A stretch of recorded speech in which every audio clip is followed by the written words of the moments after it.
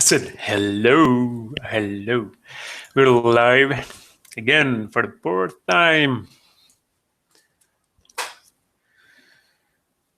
So, we're continuing where we left off yesterday. Hopefully, we're gonna nail this foot today.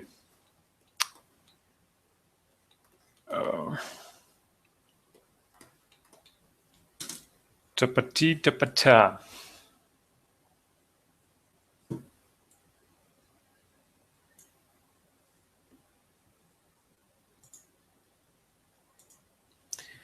Chabadibi daba daba. Just a sec. Couple clicks more before we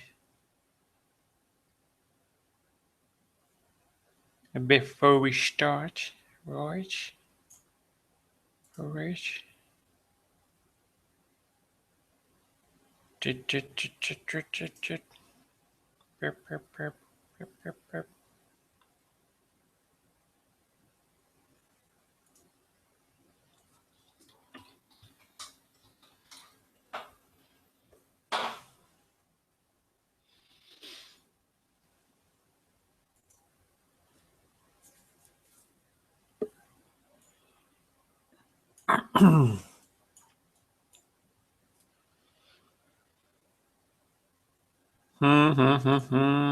Just a sec.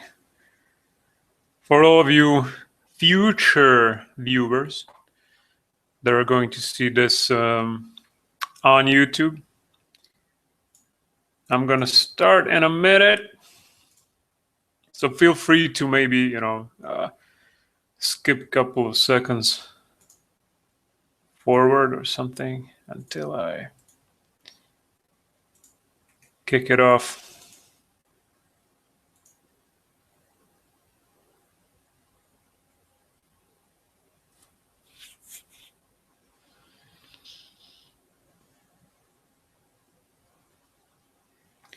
All right. Chush.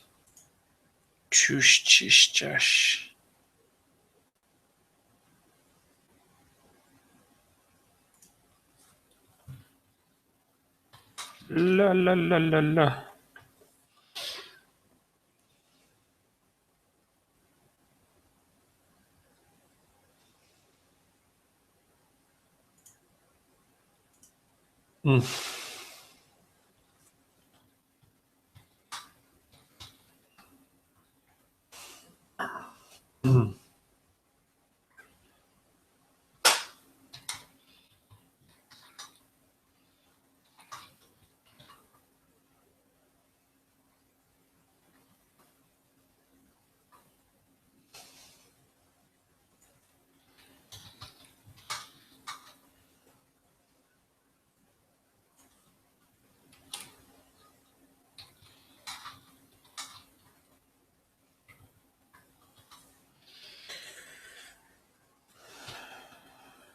Clicks more, couple clicks more, couple clicks less, and we're going to begin.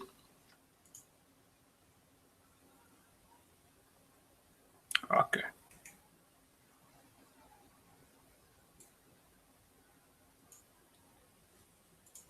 Yeah, I think that's it.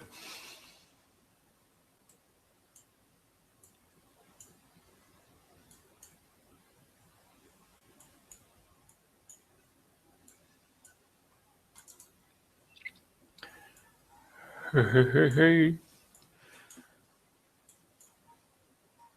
What a beautiful nail this is.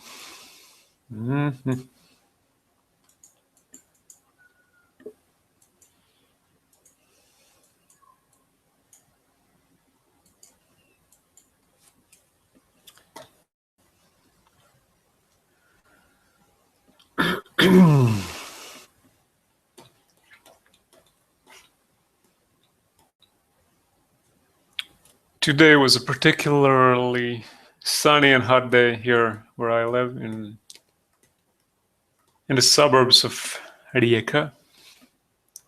And I just came back from a little walk with my wife and our dog. Ate a bowl of ice cream.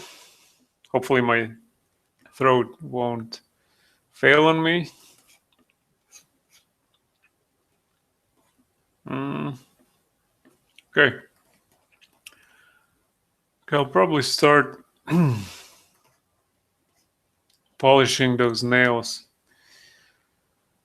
And by polishing, I mean, wearing them down and, putting some scuffs and flaking and damage and stuff like that.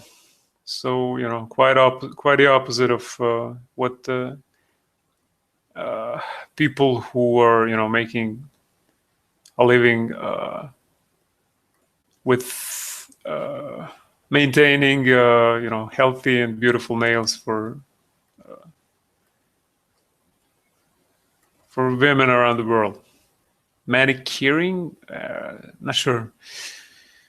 Pedicuring or manicuring, not sure what's it called. Okay, so we're spinning the model a little bit, so to see where we are, see sort of what we need to do, where we need to head, what type of damage, just thinking about that stuff while I'm looking at the images of birds with damaged nails.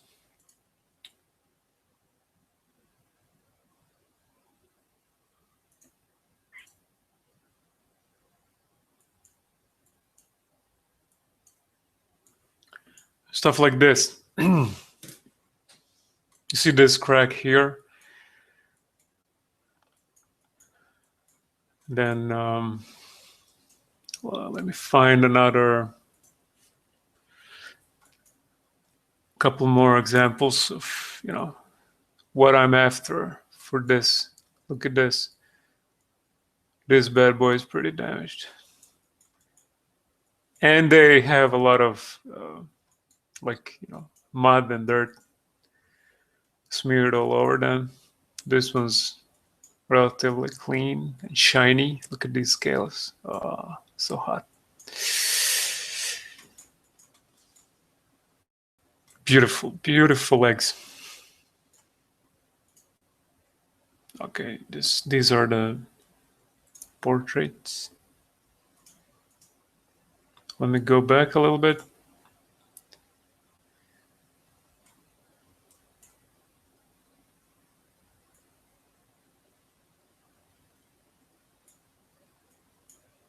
Look at this. This is what we're after, actually. These deformations that are happening, across the scales. Look at this.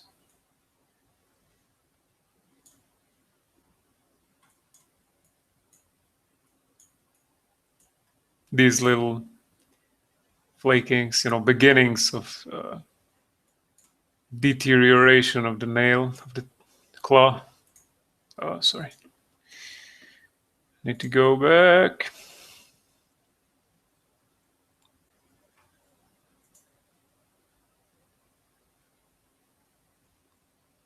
These ratite feet look so powerful. I don't know about you guys, but to me, they're just so mighty.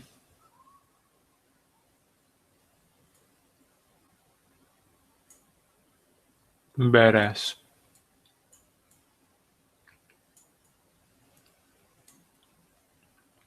This is nice detail. Nice crease, nice folded piece of skin.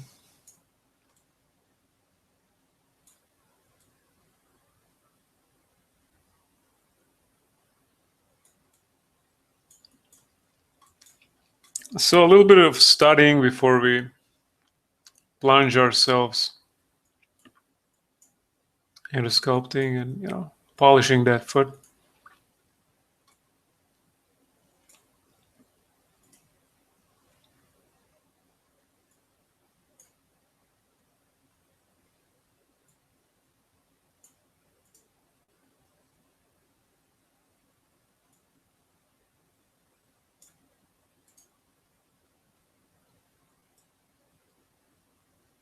Nice.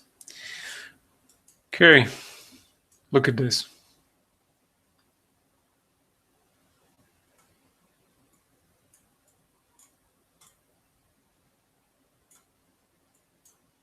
Look how badly damaged these scales are.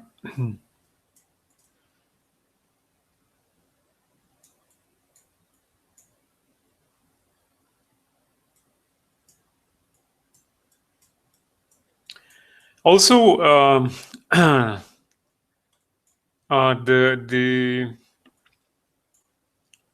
level of detail that you lay down in the early phase when you're sculpting details is going to dramatically help you when you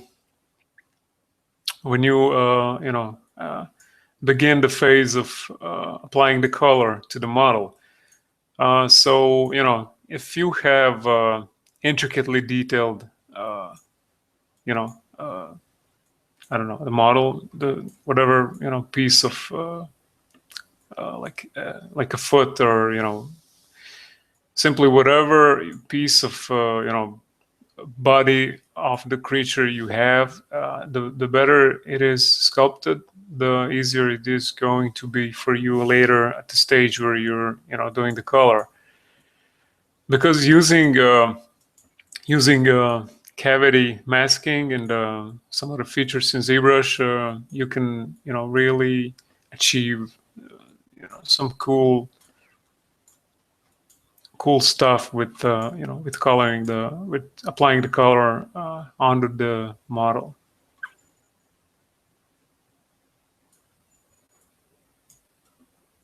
All right.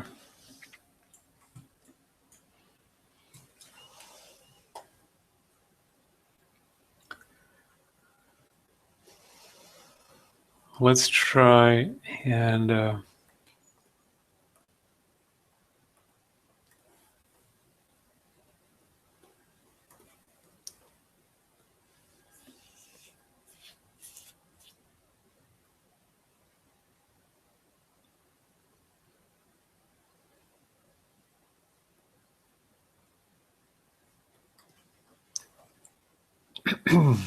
okay, so we have a standard brush selected.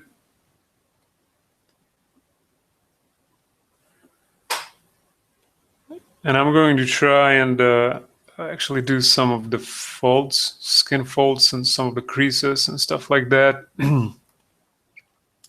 right now.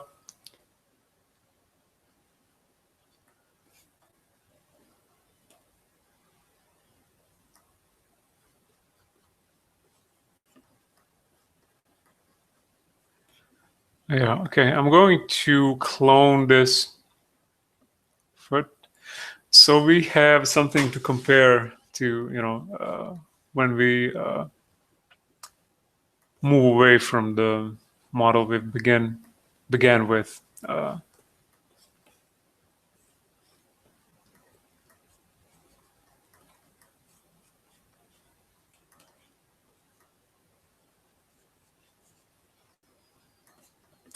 Just gonna try and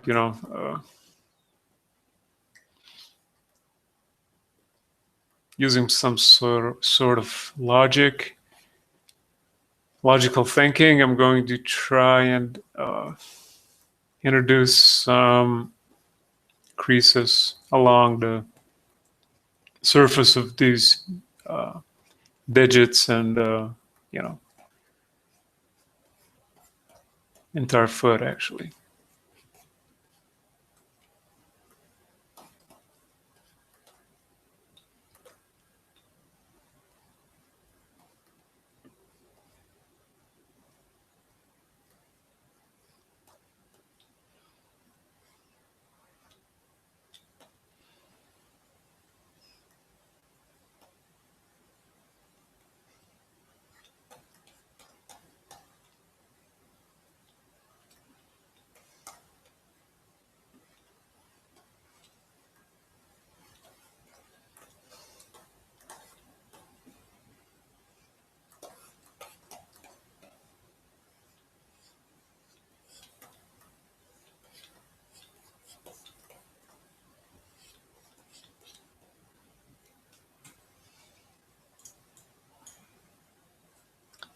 Just checking the reference photo a little bit.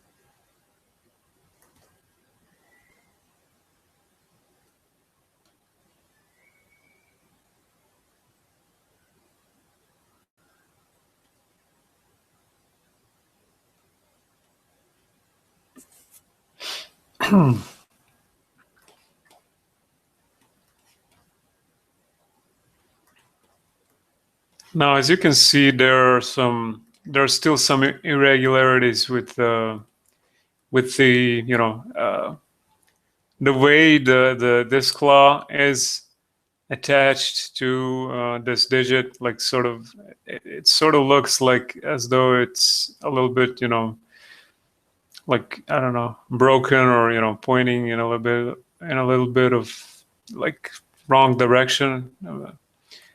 So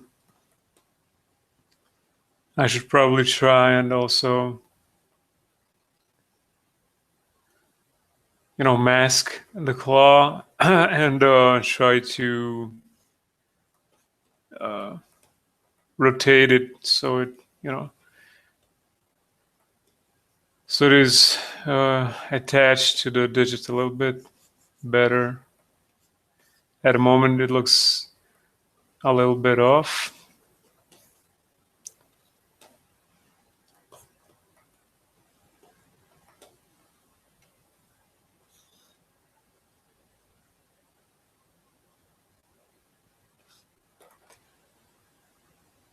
Although sometimes, at least I'm talking about my own, like my own decisions during the modeling phase, and sometimes I'm too much. I'm worrying too much to have all the proportions nailed. Everything needs to be like logical in order, and when in the real life, in nature, humans, animals, living organisms, they they end up being born with deformities. They end up experiencing injuries that are causing them to end up being deformed in some way. So who's to tell that some dinosaurs and some of these creatures didn't have, like, twisted, like, digit bent outwards or whatever other direction, and this is also if you have a good argument about some of these designing decisions, it can actually be a great bonus, and uh, rise your model to another level. Actually, if you are successful in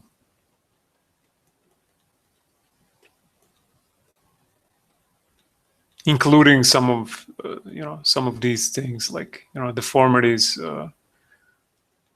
from birth or from injuries during the organism's life.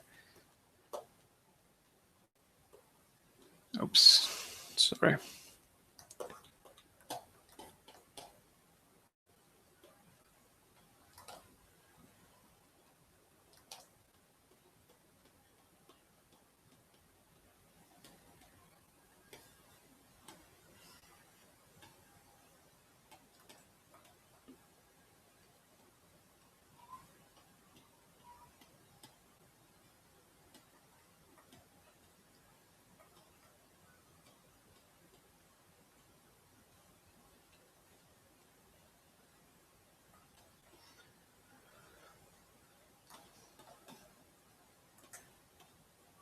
Okay, so this This is a little bit better right now than it was before.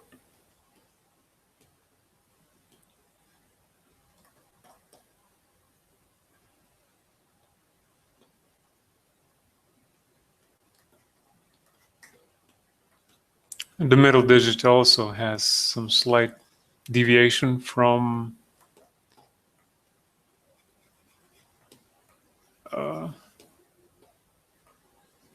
the flow of the digit.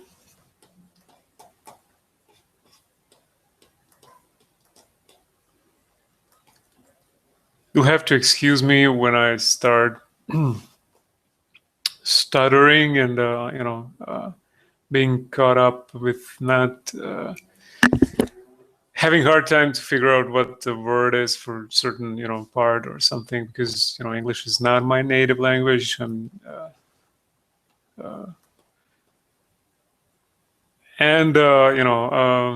some of these phrases I just try and I'm just trying to you see this it's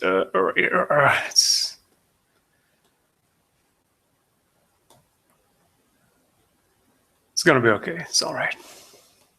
Let's not worry with these things.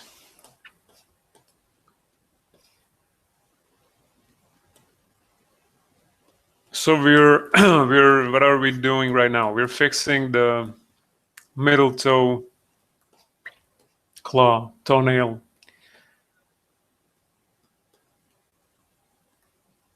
I'm not sure when does a toenail stop being a toenail and start being a toe claw, or claw, or what? Is there some sort of scale, like earthquake scales and these scales and that scales? Is there a scale where regular nails become claws? I actually never thought about this before, but it occurred to me right now as I was tweaking this claw, nail, toe thing, keratinous stuff.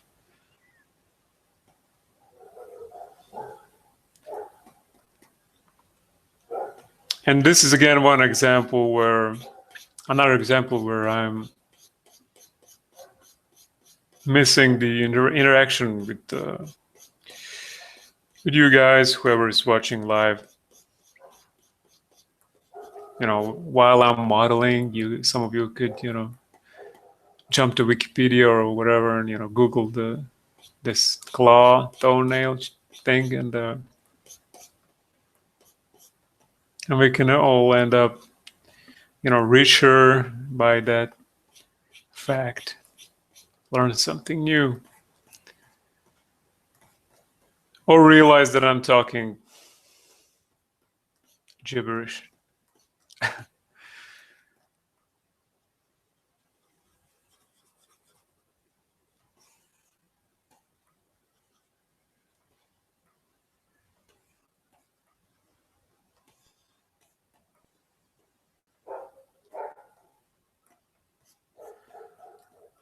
Come on, gibberish.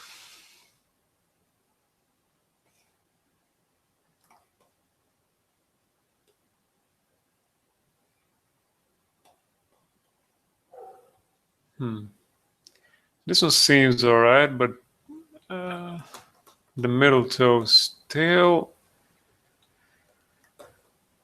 needs some touch-ups.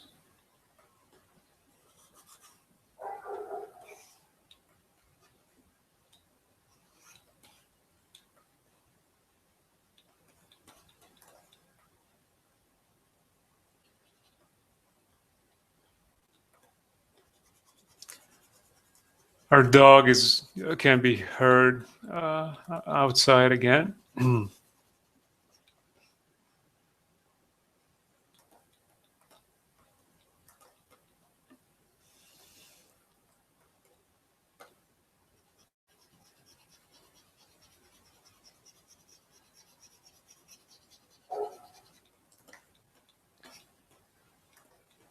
Hey Jeanette, why's Wolfie barking? You tutors are dead. We need to get the hell out of here. This part I just invented. Come on, Wolfie, shut up.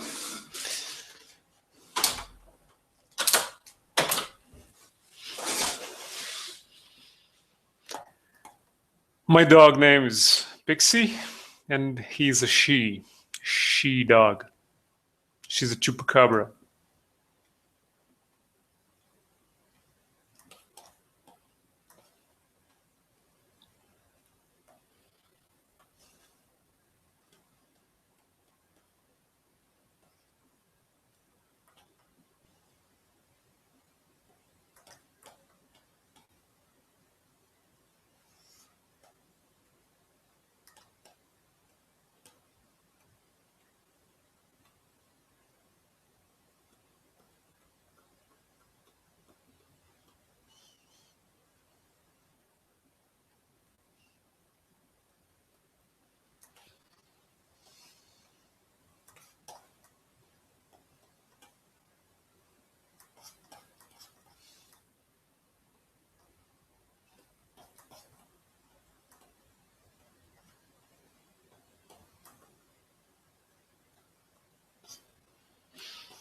Okay.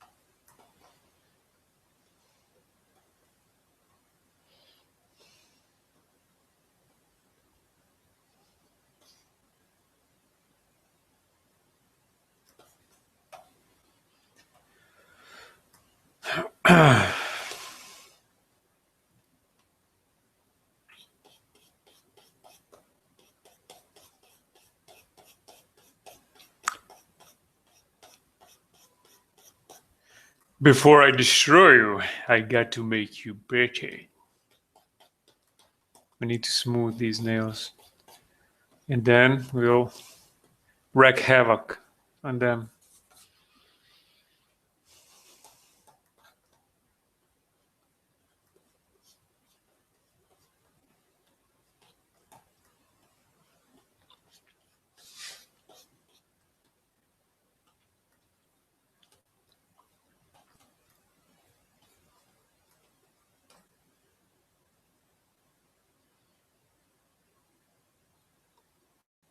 Come on.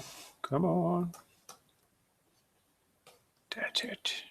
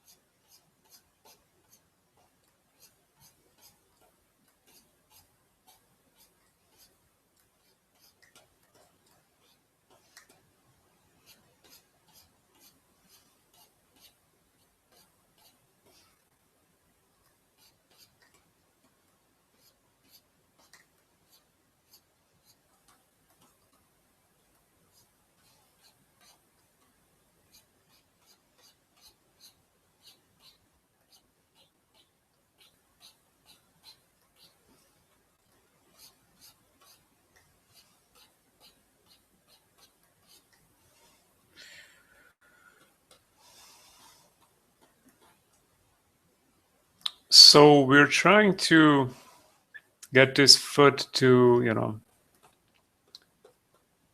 look a little bit more organic than it does right now.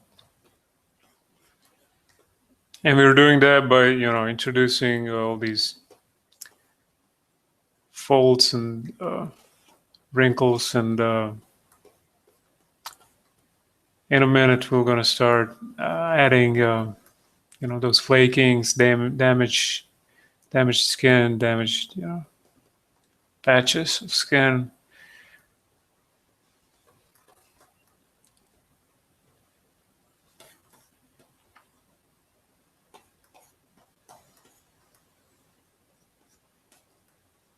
So the skin flaking in birds and their feet, I'm not sure. I mean, I'm not an expert, so whatever I say, you can take it with a grain of salt, by all means, because I read some of that stuff on on the internet and all over the like see a documentary and stuff like that. But I think I mentioned this before in some of the streams before. Um you see something, you learn something new, and then if this information that you learned, you were exposed to it, if that's something that you haven't used, or you haven't uh, applied or whatever, in your life or something like that, it tends to fade out, relatively fast, relatively soon. And, it is somewhere buried in your memory, but you actually forgot it. So, what I was saying, I have a lizard, the pet bearded dragon, Australian bearded dragon, and this guy, he's shedding his skin like once or twice a year.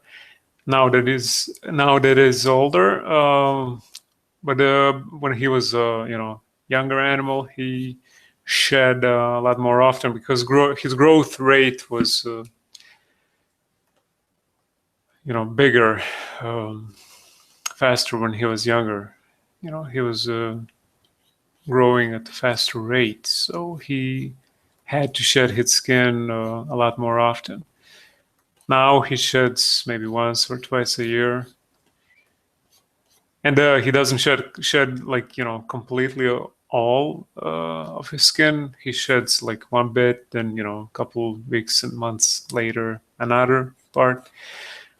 And I'm mentioning this because I'm trying to tie that into the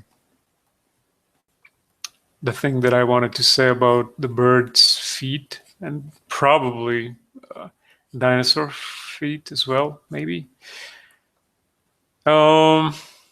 These guys probably had shed their skin, like the flaking was actually, some of the flaking was caused by damage, so the scales and the skin are regenerating, and some was probably happening because this bit of skin, this patch of skin, these couple of scales, or maybe bigger parts of the scales were just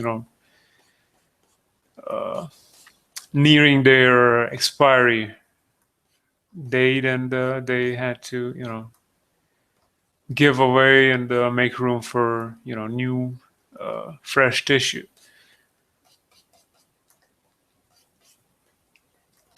So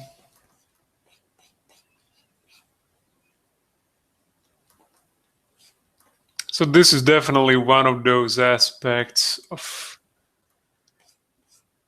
one of those elements that if you're aiming at producing and creating a realistic dinosaur, realistic, you can put that into an exclamation mark. But based on the modern animals and what's available to us today,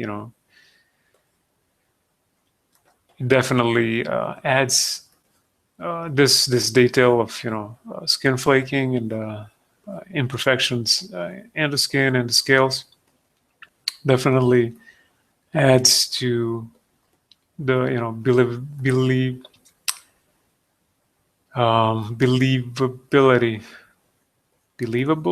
believability. Oh God, not sure that's the right way to say it.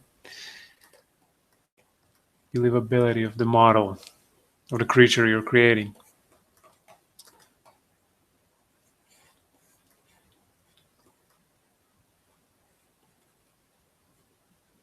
So I'm doing, as you can see, I'm doing these folds and creases on a somewhat rougher subdivision level, and later on we're gonna go back to our high subdivision level and use some other brushes to to adjust the scales that were already sculpted and to make it look seamless and make it look good. Because from what I've learned, if you're trying to do this with with some of the details already applied to the mesh, if you're doing it on a high subdivision level, there's a chance that not there's a chance you end up with deforming the details a lot more than when you're doing it at lower subdivision level. So this is what works for me. Maybe some of you maybe have some other methods of doing this. I mean, there are ZBrush layers as well, so you can have like a clean mesh for dinosaur body, and you can create a new layer on which sculpt all these scales. And I tried this, but I'm not sure if this is related to my computer and the amount of memory that I have available. But I learned that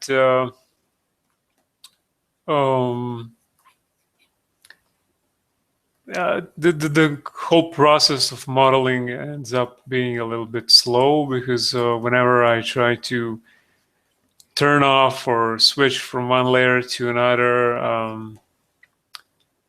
the ZBrush becomes slow and unresponsive, and I want to do a certain action, and I end up waiting for 30 seconds, a minute at a time, and this simply didn't it didn't work for me. So maybe maybe I should upgrade my RAM and my computer and stuff like that. So maybe then it would be like better. I have 12 gigabyte of RAM, and I'm not sure what my processor is. It's a quad core. It has 12 cores. 6 are like physical, I think, and 6 are like virtual cores. It's an i5 or i7. I even don't know that. And I have a relatively outdated graphics card. It's an NVIDIA 570 GTX.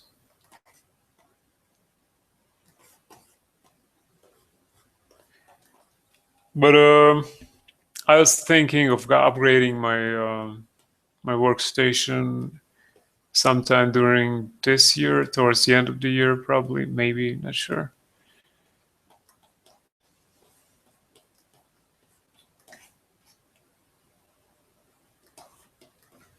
I'll have to, I'll first have to figure out what I want, and then see if it's feasible for me, to. But definitely it is, because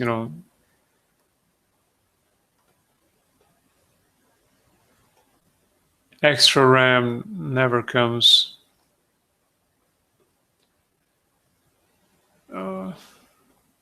I'm not sure what the expression goes like. I know it in Croatian, but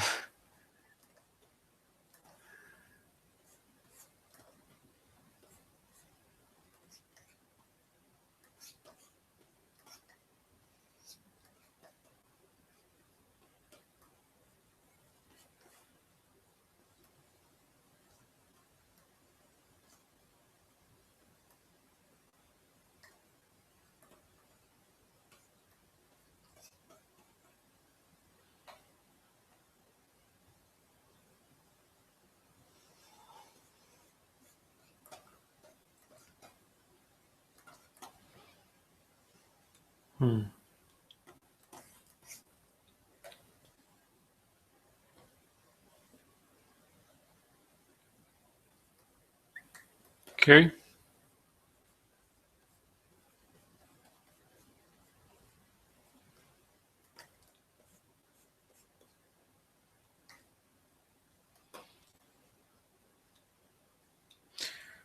So we're adding some of the creases, like vertical creases, around the joint area, because that's where the skin usually has the most compressions, and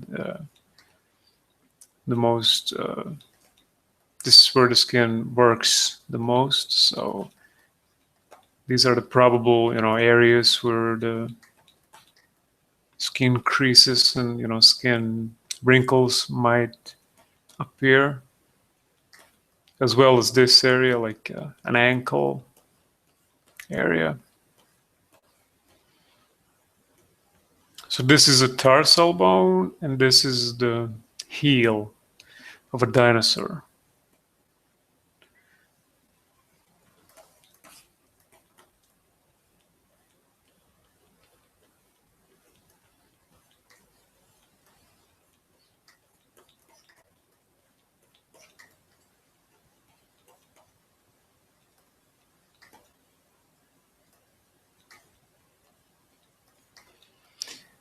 It's important not to go overboard with these creases as well. It may end up looking, unnatural, or forced, or whatever.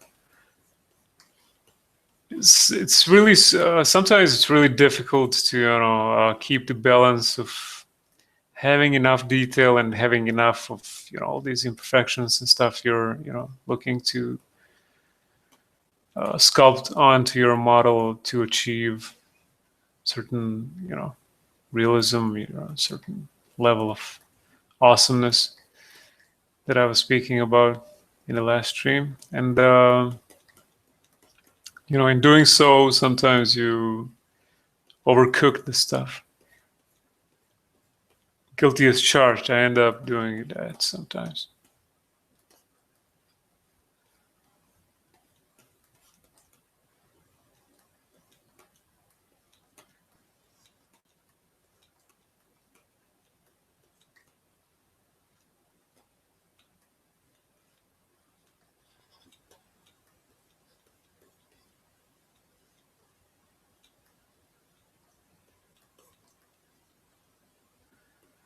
All right.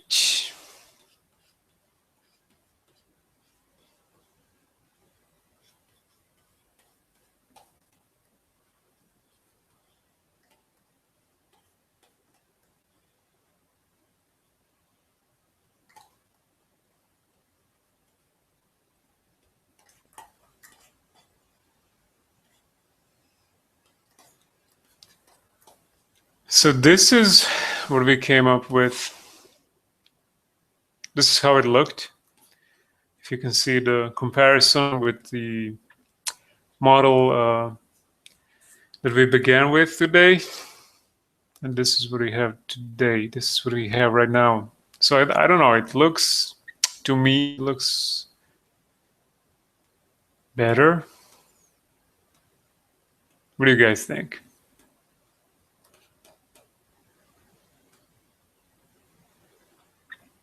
This one looks like simple, simplistic. Like, we have this underlying structure and we have lots of scales on it.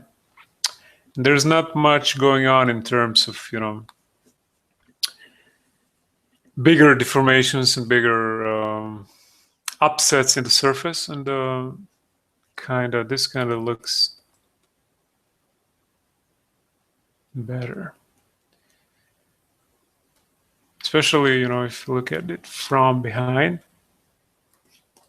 I really like how this line works on the bottom of the foot.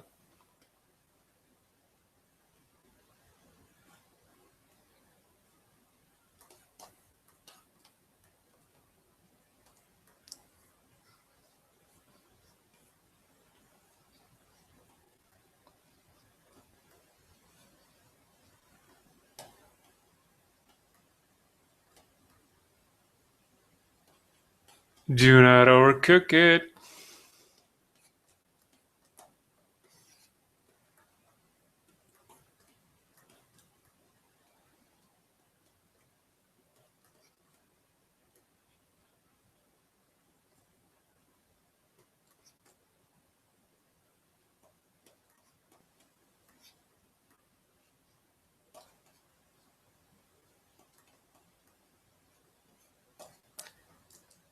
Dino carries. All right.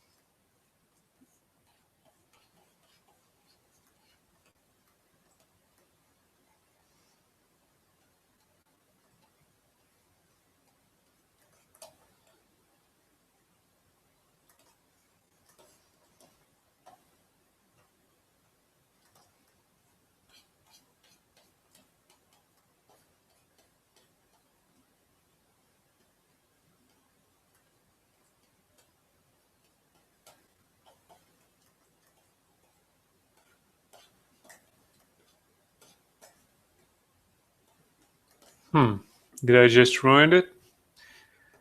We shall see.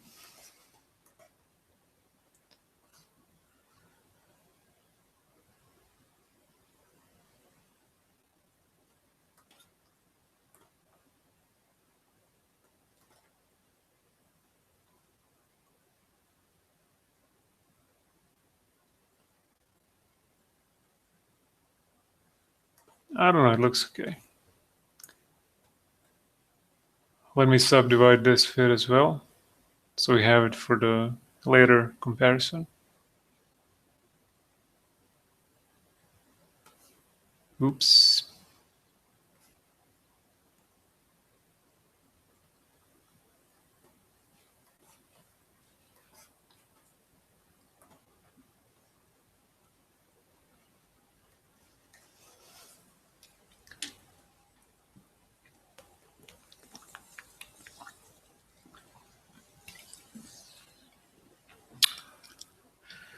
Took a sip of water.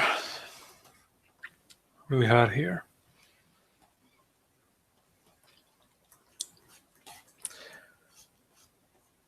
All right, so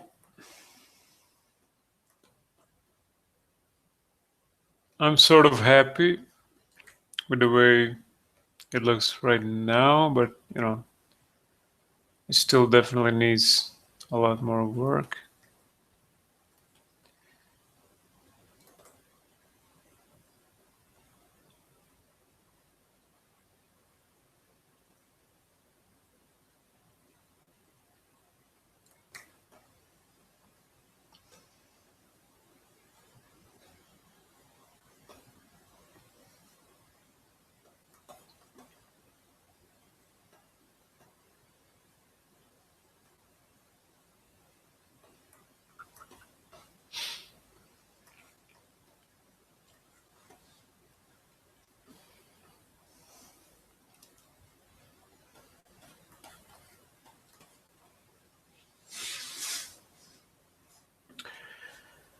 Okay, so I'm gonna, yeah, the nails, the toes, the claws, the claws.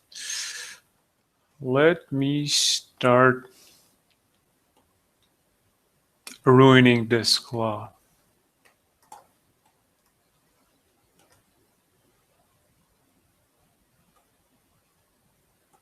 That sounds weird when you think about it.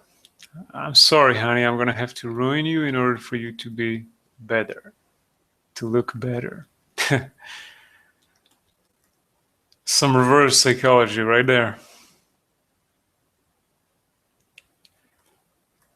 Reversed engineering, reversed, whatever it is, it's reversed. It's not normal. To have to ruin something in order to make it look better, in order to make it work better.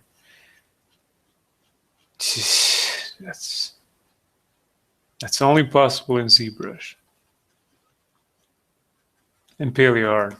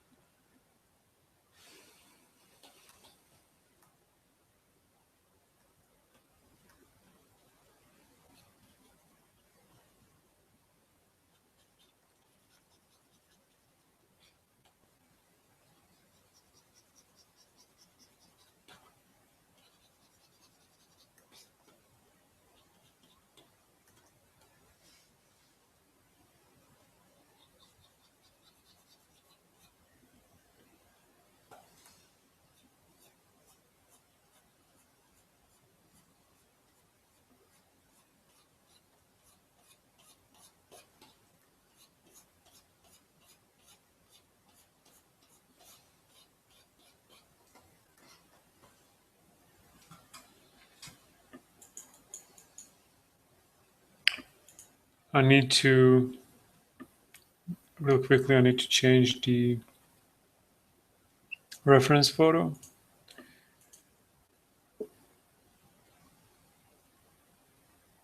Look at this one. Hello, beautiful.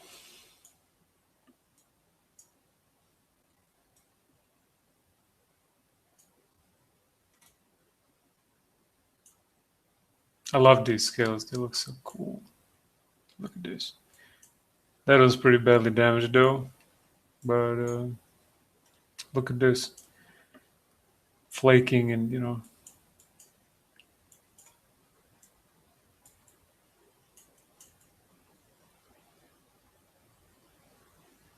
pathology. I'm not sure if that's the word. I think it is pathology, like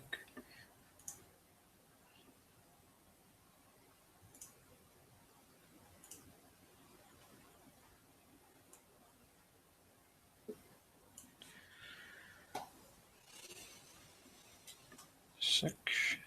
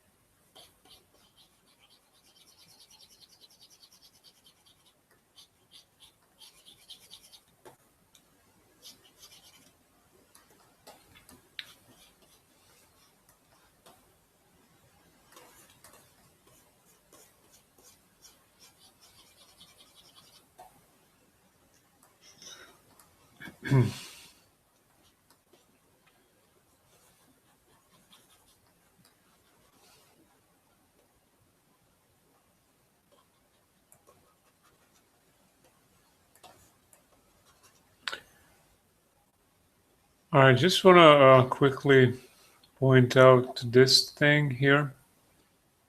If you can see what happened here is I, applied the brush from below, like so. Let me try to illustrate this. Oops. I'm not sure why I'm keep saying oops. That's a new to me. I swear I don't listen to Britney Spears, so really don't know where that comes from. Anyway, if you can see what happens here, like if you can see this here surface, and I'm gonna apply this brush here. Not enough. Still not enough.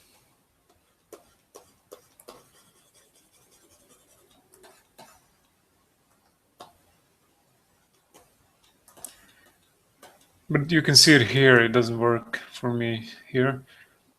The brush pulls in the surface that's on the other side of the area that you wanted to sculpt, and this happens because basically this circle, it affects the mesh in all directions,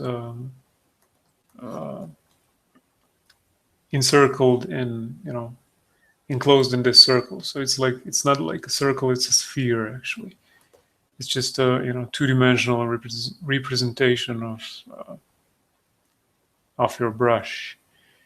But to be able to eliminate this thing,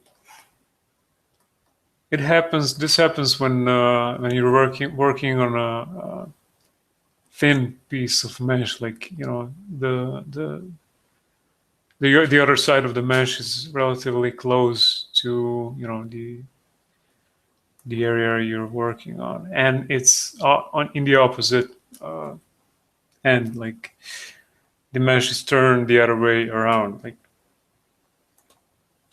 for instance, if you were to be modeling like a rabbit's ear, if you had not came to auto masking and turned down backface mask, you'd have a lot of problems, sculpting that bunny ears.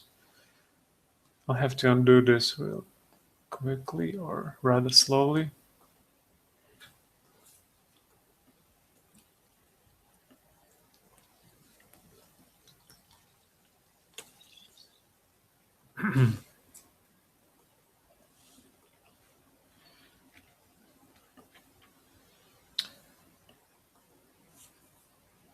The mesh is rather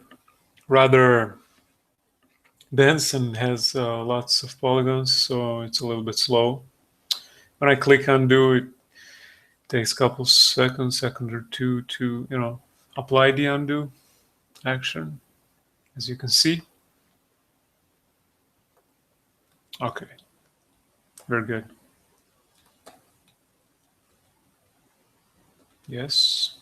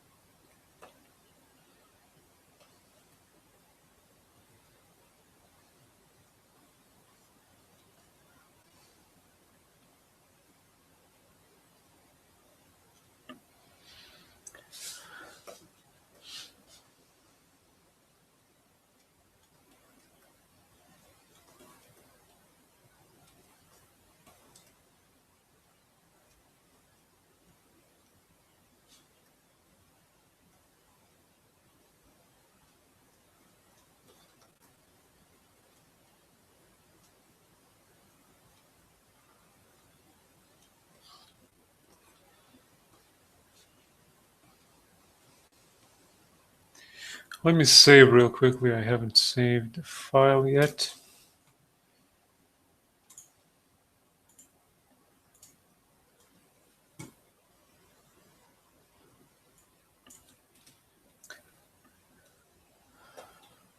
Please tell me that you haven't reset my ZBrush sensitivity, and it works. Great.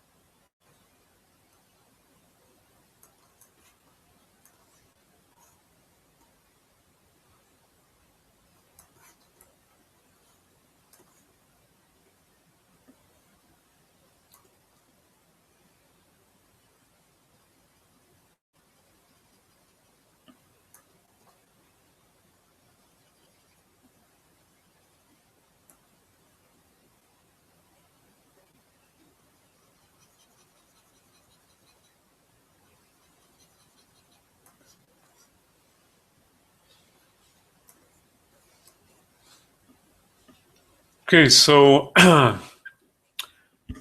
this looks a little bit better than this to me. I don't know. Although still not there.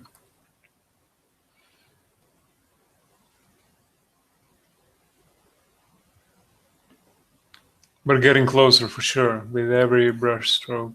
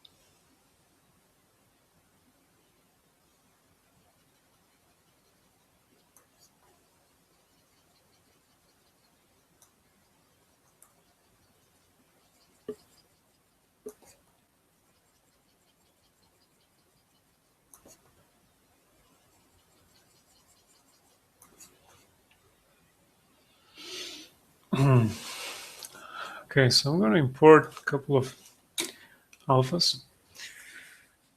Hold on, trying to figure out where they are.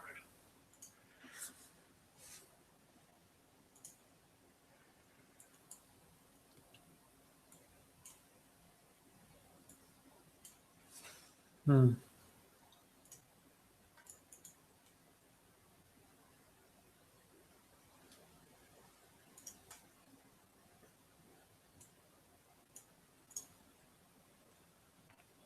Okay, just a sec.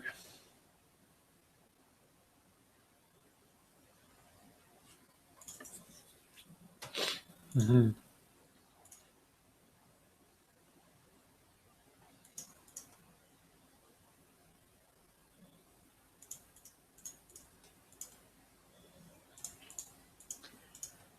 So these alphas that I'm about to import,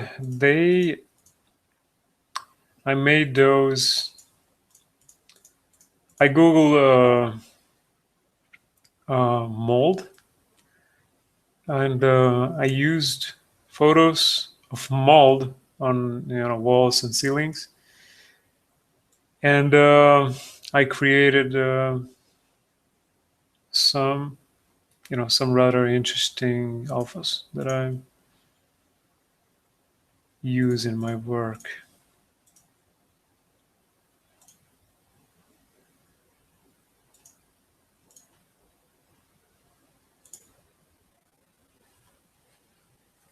They're being imported right now. This is it. All right. So these alphas basically are good for, they're pretty good for creating skin flaking and all types of skin deformations, malformities, damaged skin flake, and stuff like that. You'll see what I'm talking about in a minute. Let me just smooth out a little bit all these.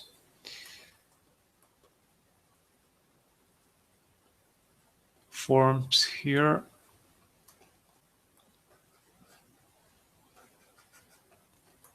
Okay, so let's try and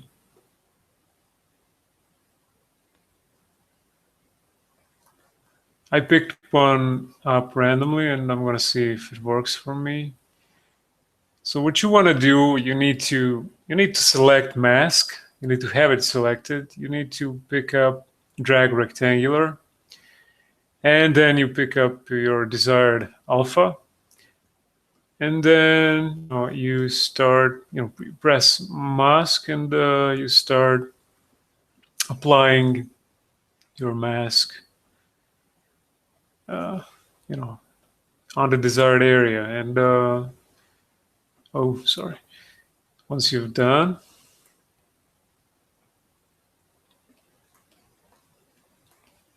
you can try and pick up, I don't know, move brush. Pretty much any brush can do it, but I'm doing it with move brush.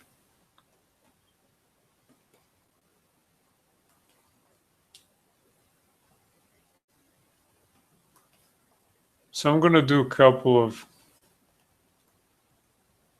moves and see when I remove the mask how it looks.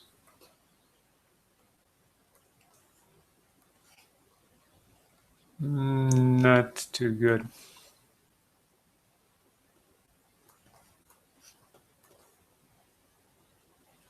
I need to change the alpha, definitely.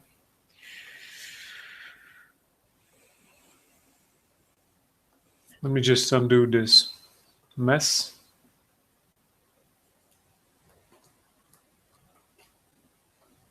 Okay, let me try again. And this time I'm going to mask these sides as well. Hold on. So as to avoid deforming, these tiny scales on the sides, we're concentrating on these overlapping large scales on the upper portion of the digit, like so. This should be good.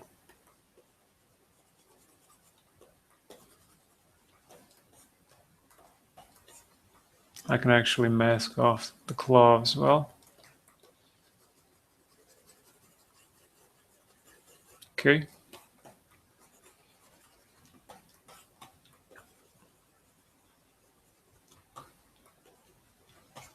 This bit here as well.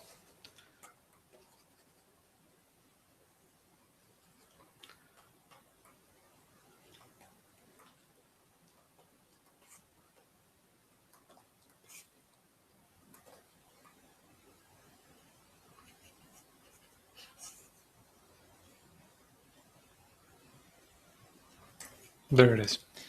And now let's select mask again, drag rectangular, and let's try this with another mask.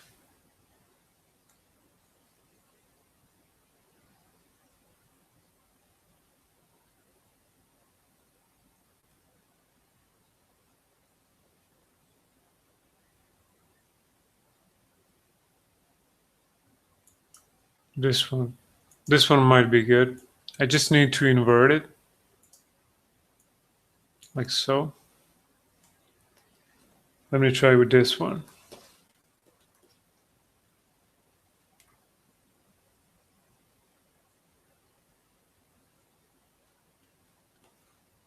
No, what?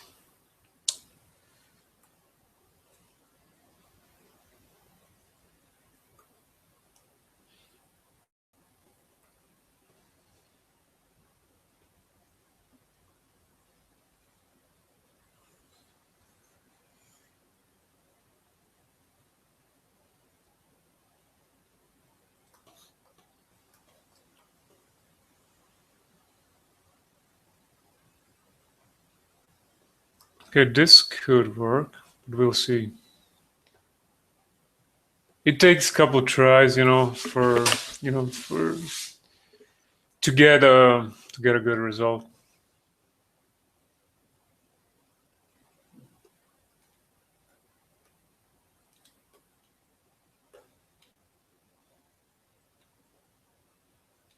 Okay.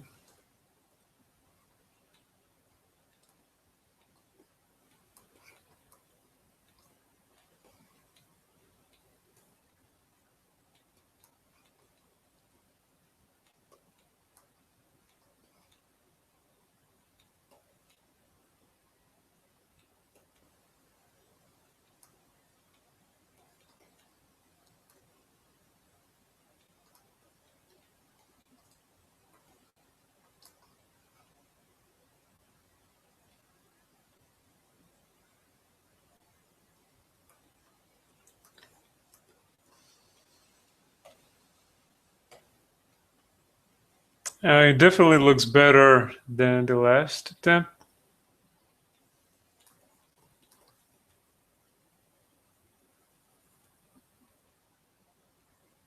But I'll have to tweak it a little bit additionally.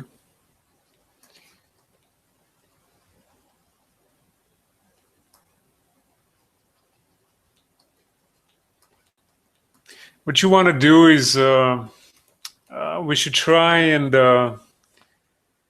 remove the continuous damage, from one scale to another.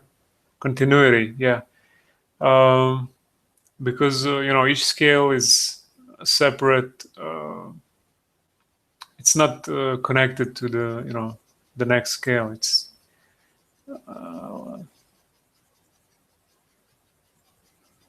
like those are tiles, and lay down one over the other, and they aren't really like blended or bonded together,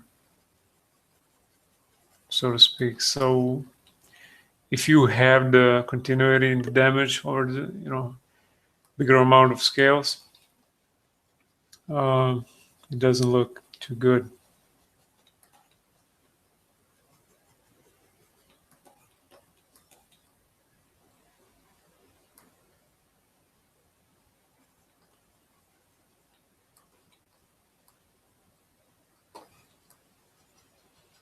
So you can pick up every second scale and do a couple of strokes to smooth out some details, and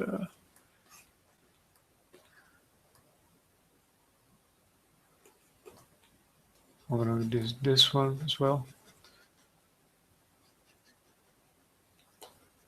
This detail is pretty good here. I like it.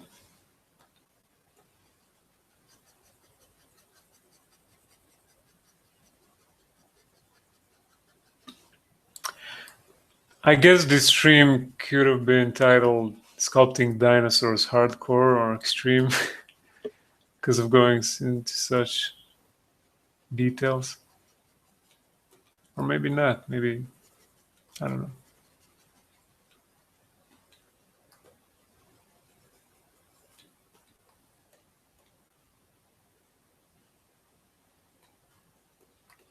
But I love details. I do love detailing. I love details. Details are the thing that makes the difference. But you have to have you have to have a solid base, for those details to really work for you, work in your favor. Because if the base is, if the base shape of a dinosaur is bad, no amount of detail is going to help it.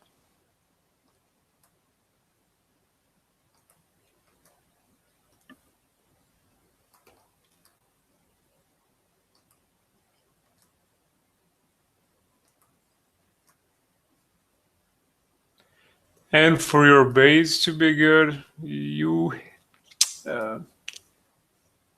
need to have some, I don't know. It needs to be referenced off reality. You need to, cunningly try and steal, I guess that's the right word, steal from, from the nature, from what nature has done to, modern animals, and try and steal these details and the stuff that's going on the modern animals, and try and apply that to your designs, to your creatures, dinosaurs and stuff like that. So, and then based on how successful you are in that theft,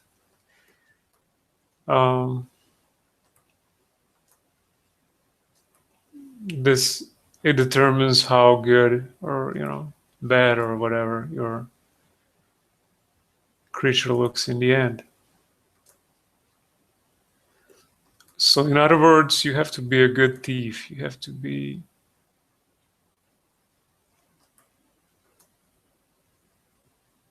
really good, in stealing and borrowing stuff from nature.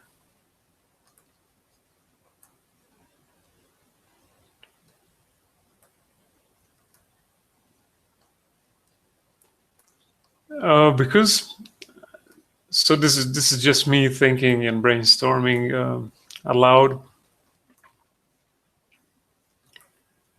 If you try and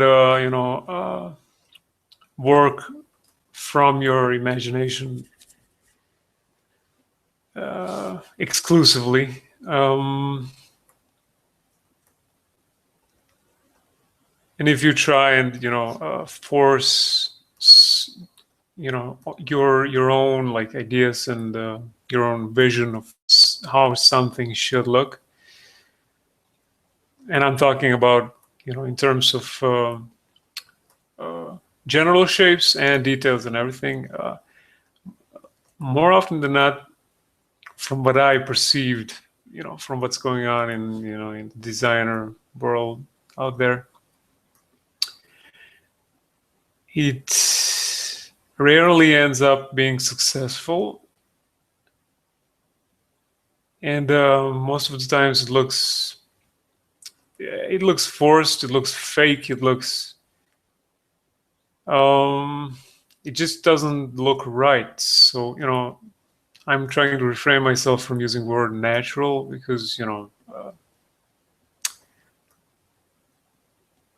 but again, natural in a sense that you can have a natural looking alien and then you can have a fake looking alien, I guess, that's been designed by a human hand. And I've seen designs of aliens from a bunch of talented artists out there, and they look nothing like on planet Earth, and still they look natural, if that makes any sense. To try and finish my thought that I started, our eyes, we're living on a planet Earth, and we're surrounded with nature. We're surrounded with environment and informations each day for however we've been on this planet, each and every one of us. So for instance, I'm 35 now, and I've been on this planet 35 years. Of those 35 years, let's say I'm aware of things, and I became aware of my surroundings for the past, let's say, 25 years, maybe. I don't know. Effectively, I've been, noticing stuff, learning things, and realizing things, and growing up and being influenced, and on multiple levels of consciousness and stuff like that. So you don't particularly have to be involved in design, in art, to be able to feel, well, at least some people, to be able to feel that something looks fake, that something doesn't look right, because you're constantly exposed to the mother nature as a ultimate designer. And so in order to have good designs, again, it's not a rule, but more often than not, it ends up as being true. If you want to have like good designs, like believable designs that people are going to, I don't know, like and appreciate, it is probably good to try and have good reference for your work. So if you're working on aliens, different aliens and stuff, I'm not sure if the best idea would be to just start working right off the bat and throwing down forms and stuff until you reach some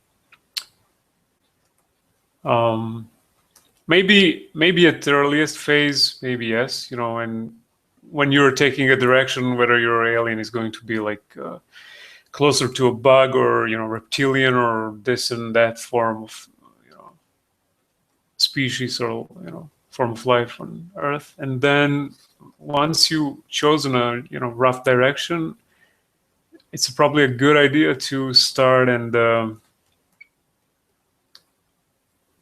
picking up references and start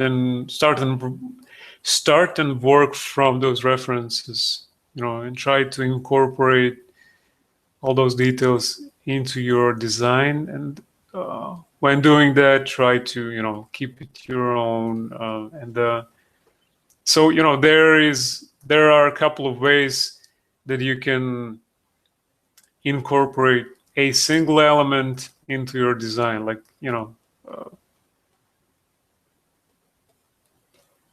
some detail on a bird or a bug or something. You can take that detail and you can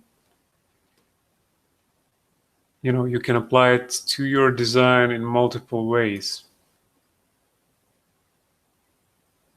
You can recycle it. You can even it can go as far as you can even create your own style and feel to your characters and creatures by using certain details or certain or draw your details and inspiration from certain and specific life forms on Earth. For instance, I don't know if about you guys and whether you noticed, probably did, like for instance um,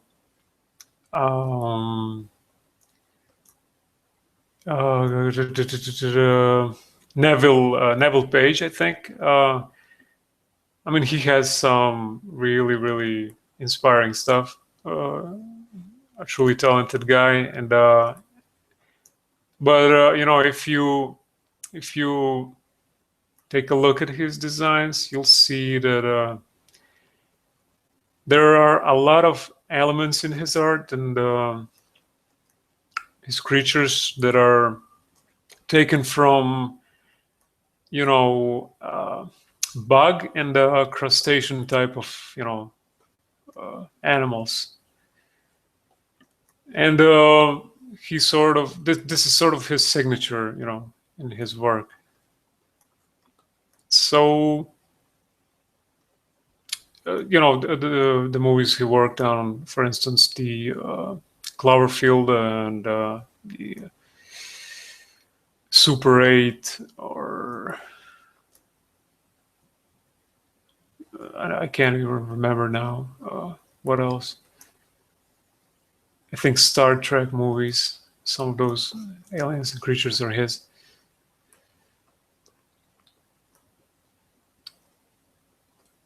So again, what made his art and his characters so memorable and made them pop out so much and look so awesome as they do is because he was able to extrapolate from something that already exists, something that's ingrained in our mutual consciousness, or I don't know how to call it.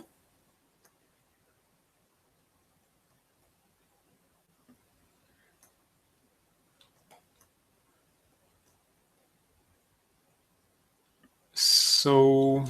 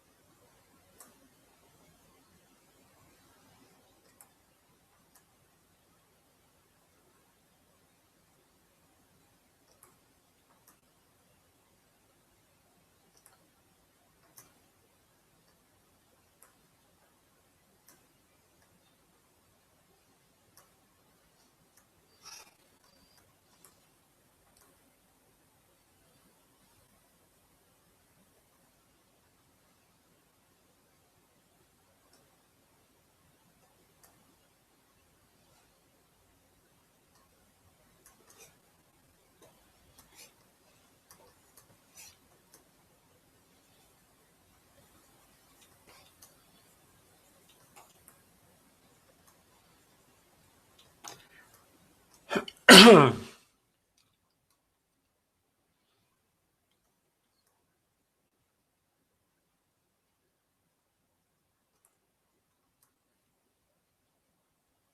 at this point, I was just thinking about what I just said about stuff and influence from nature and stuff like that. So at this point, you wouldn't be mistaken if you'd said like, "Oh, Damir Martin, that's that guy who he's like recycling birds' feet. That's that bird foot guy, big bird guy. Yeah, that's that guy. Yeah, yeah, yeah."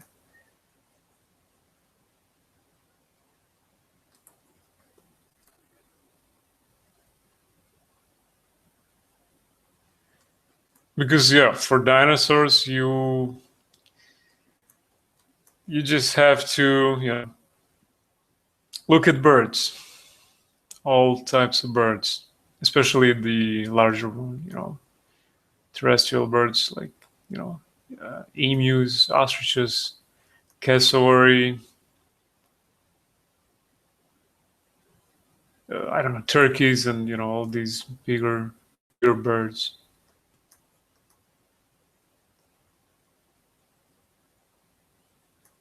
The roadrunner bird. Yep, roadrunner bird exists.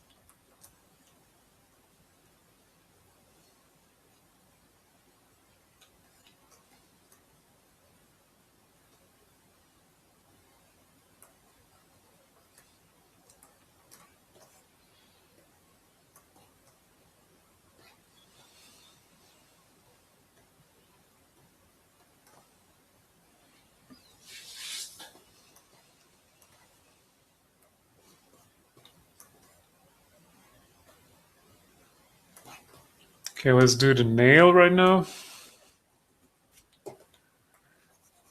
Oh, first need to mask it like this.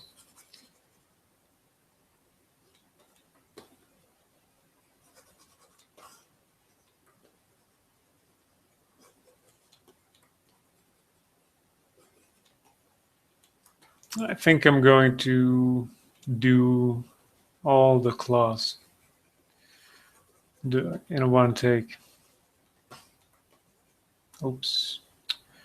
What the hell is with this oops thing? Oh man, need to get that out of my system. I keep saying oops, oops, oops, oops, oops, oops, oops, oops, oops, oops, oops, oops,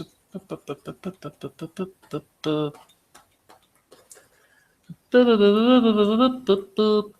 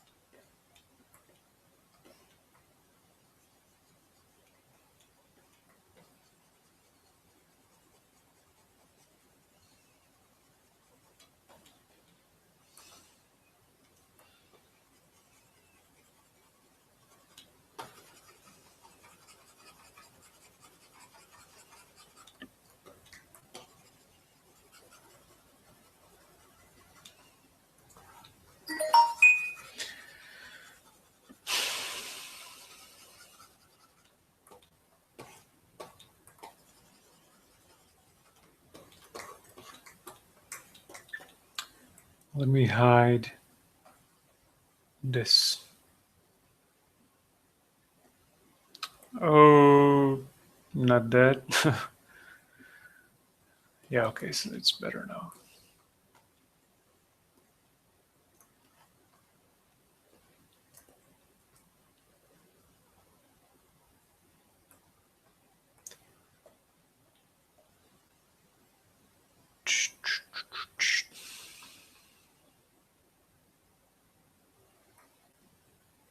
Let me try this alpha. Maybe we can get something, some better flaking with this alpha.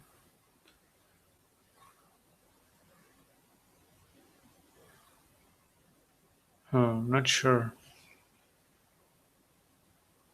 I'm not sure if I like it.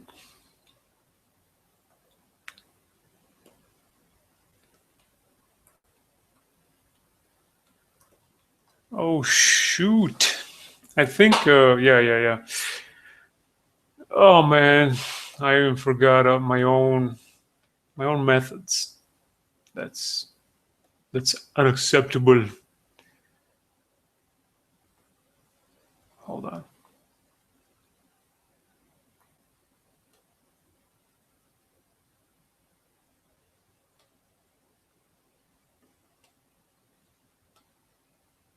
Roll. Okay. Roll distance increase. Whoa. Oh man, how could I forget about this? How could have? I completely forgot.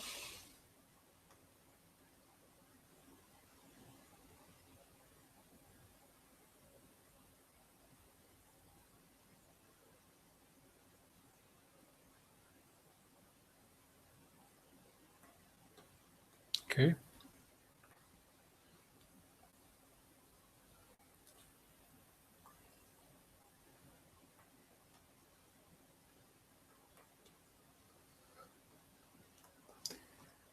Yes, sir. This should be better.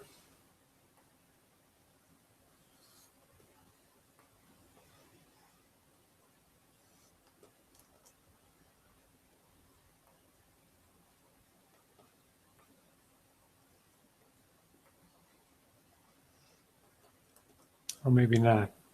We'll see.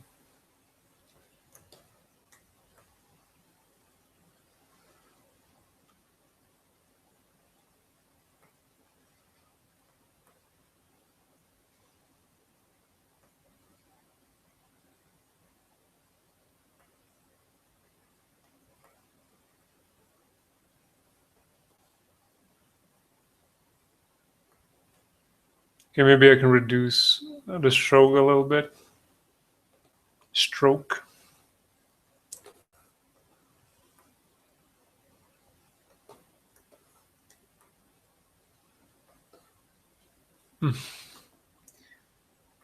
Not quite.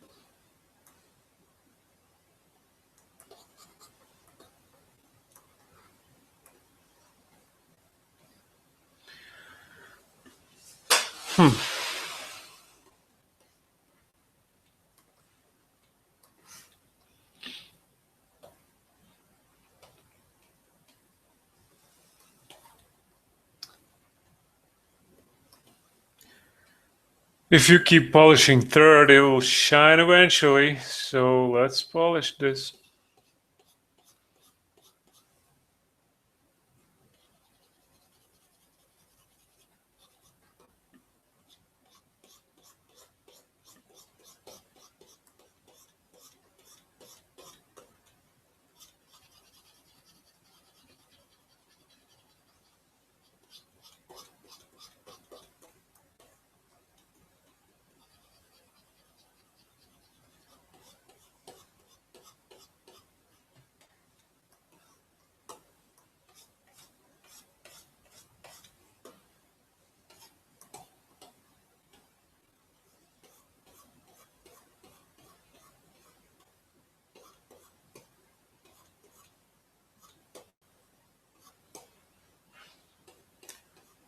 All right.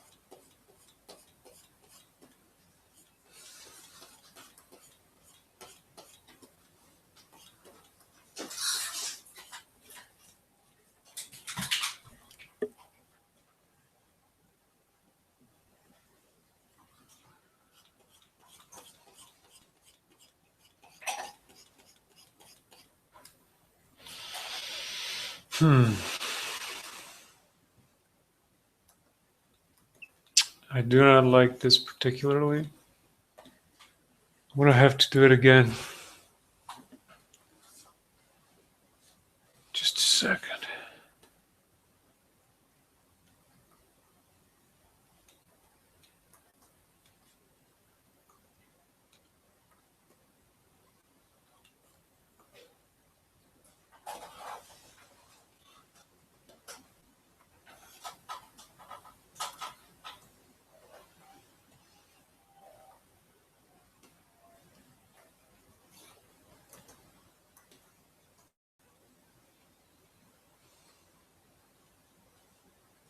I'll decrease the stroke distance a little bit more. Trying to get, an ideal thing here.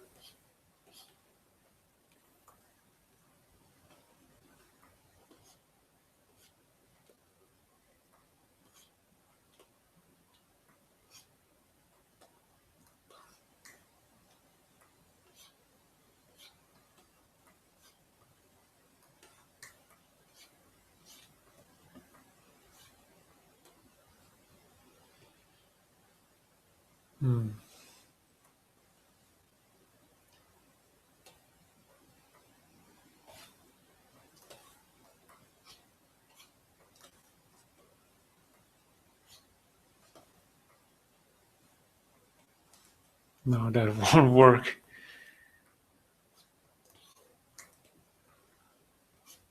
Okay, no. This one still needs work, so I'm not going to go there.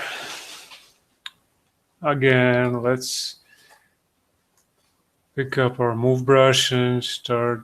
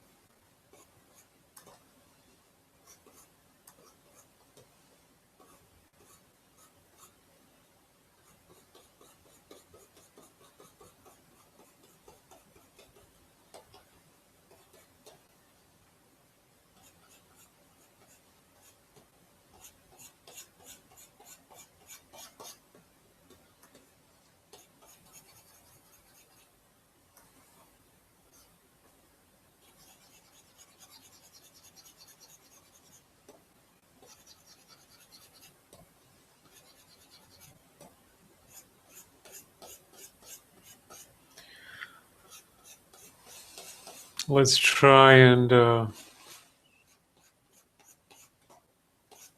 have to probably do it one more time. Only this time I'll probably utilize some hand painted masks. Not sure.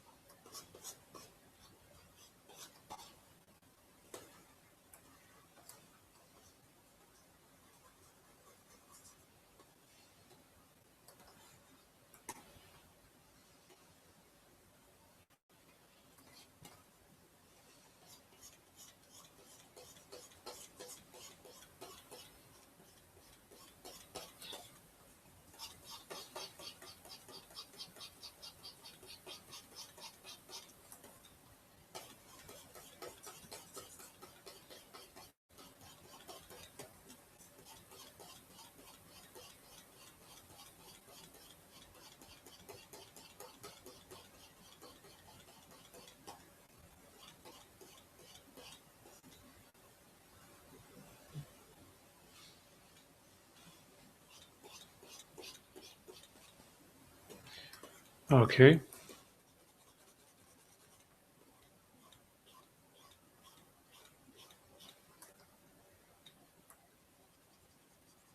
All right. Another one. What's in?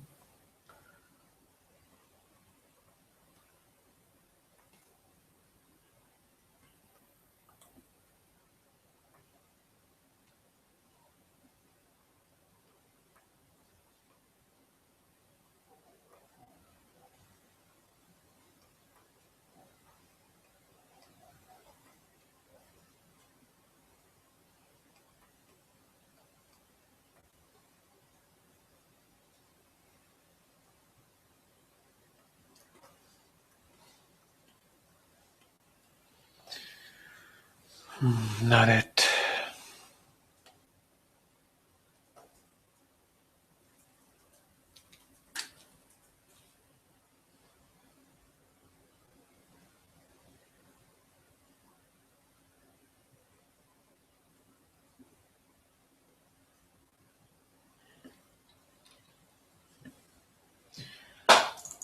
Just a sec.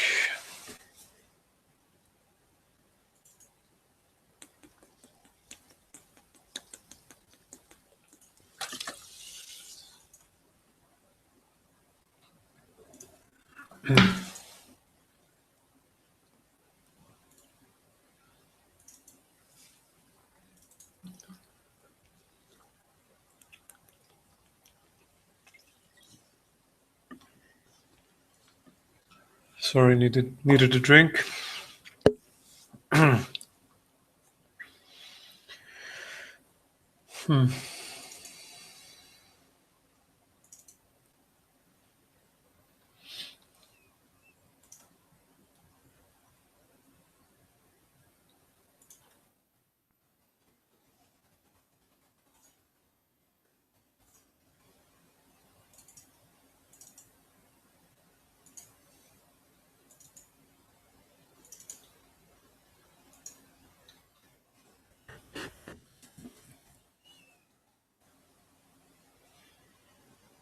Oh.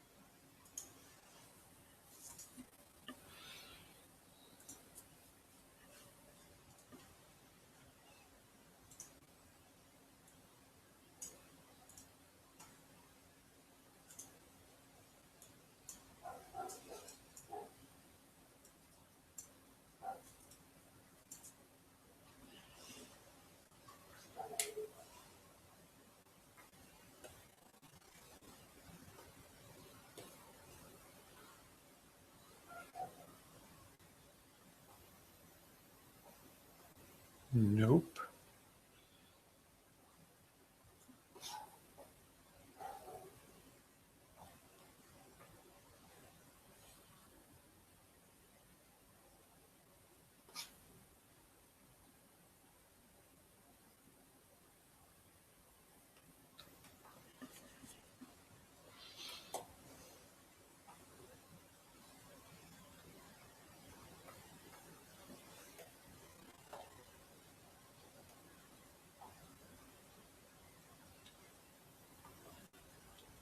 No, this is not going to work.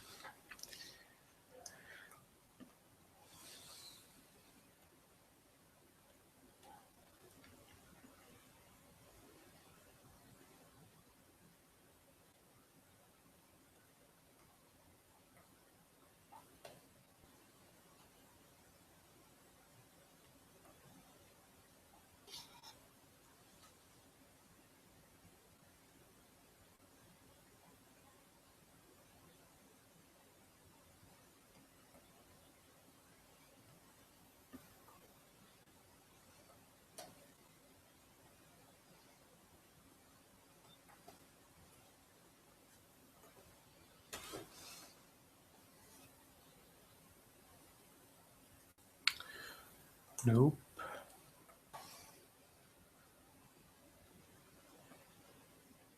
Okay.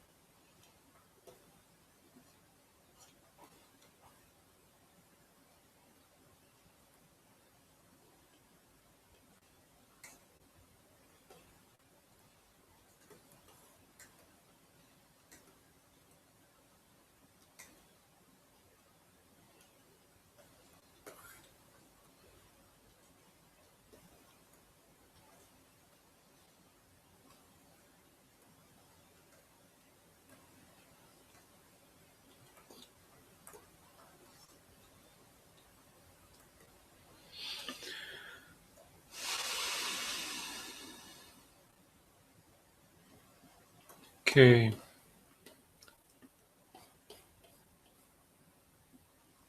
Oh.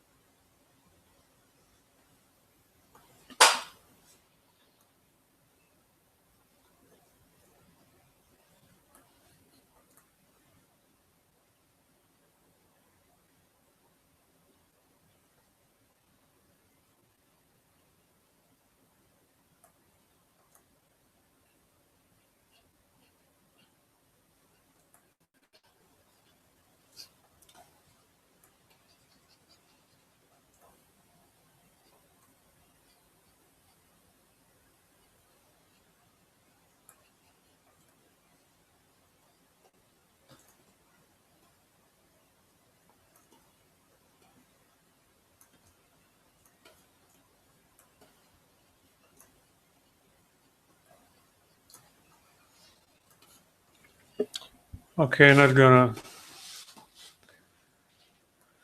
spend too much more time with this,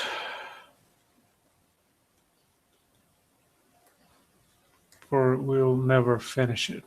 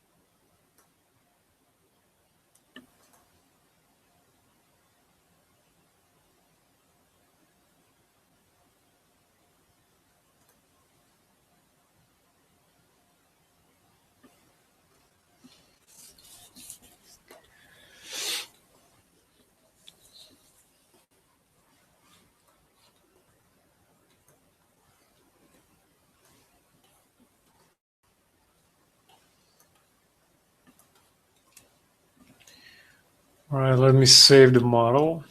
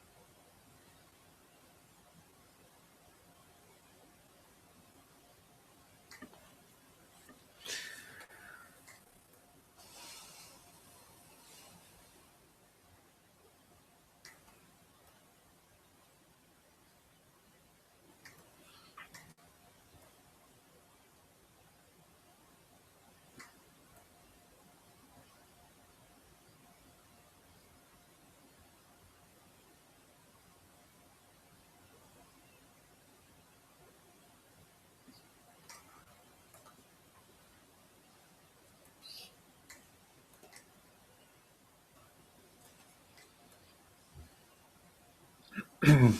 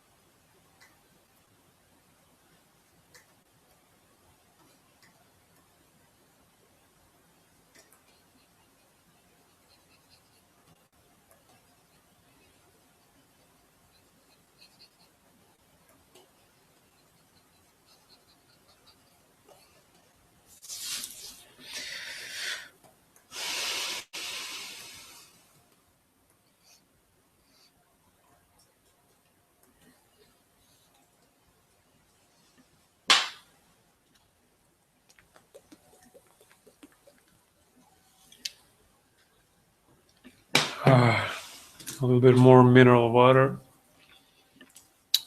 Saving.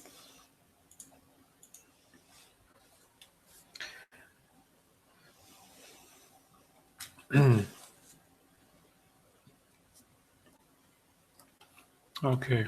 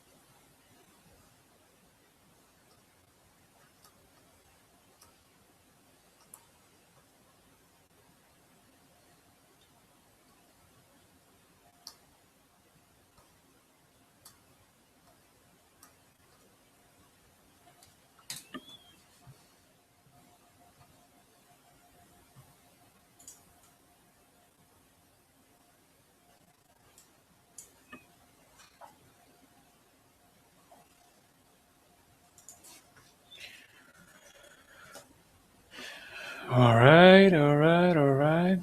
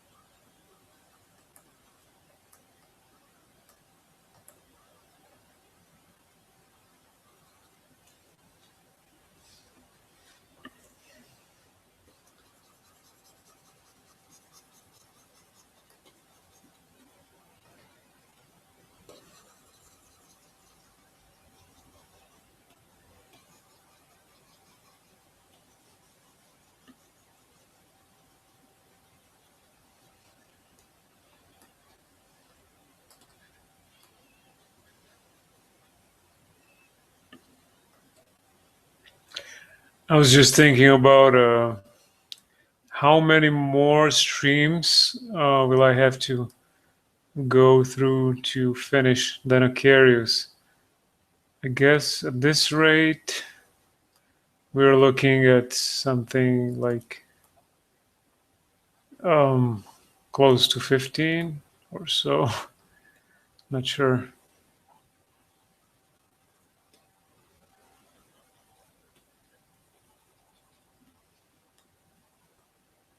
I'll have to definitely pick up my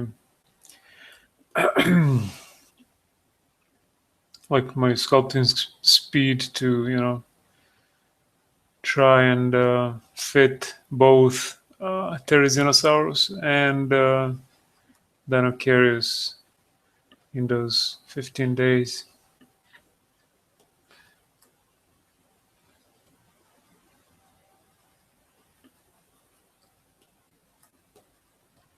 But as far as Dinocarius, I have the foot is almost. I mean, it's really close to being finished in terms of sculpting. And then I have forelimb, and then the head and neck, and it's basically finished because the rest of the body will be covered in some sort of fuzz or feather, and so I won't be detailing, the rest of the body because there's no point because it's going to be covered, and it would be, a waste of time.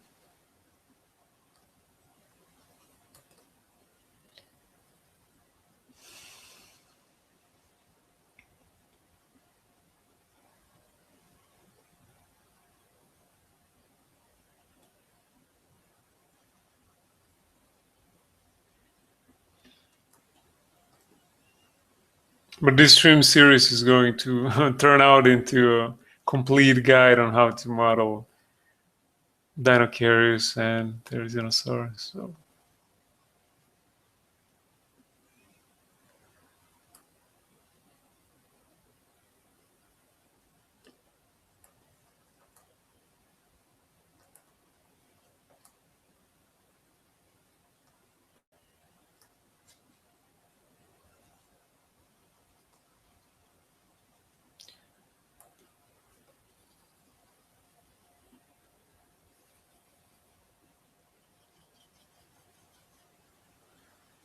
But the stuff that I talked about up till now, and the stuff that I'm talk about during the next streams, it's this stuff is it can be applied to virtually any other dinosaur, or any basically any creature or anything that you're working on.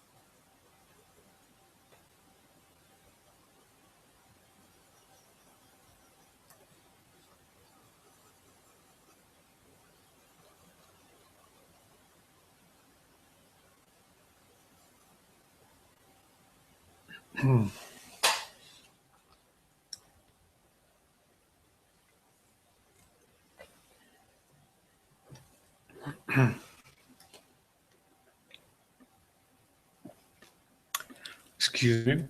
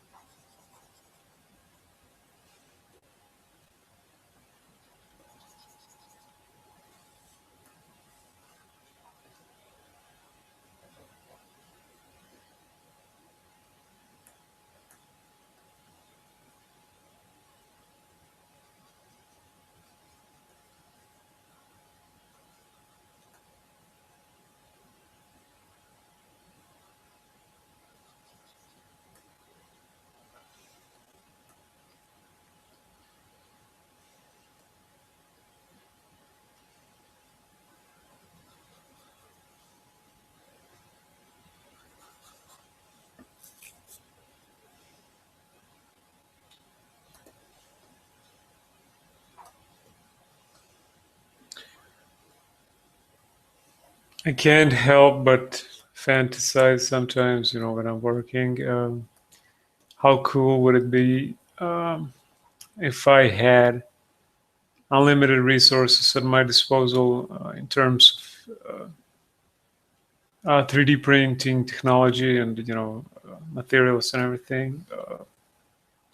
I would probably print out most of my dinosaurs in one-on-one scale, like natural life-size replicas. That would be freaking epic.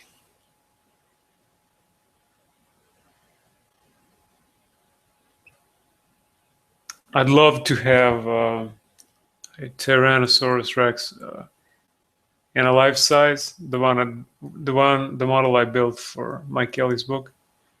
I'd love to have this, like model printed out in a life size. That would be epic.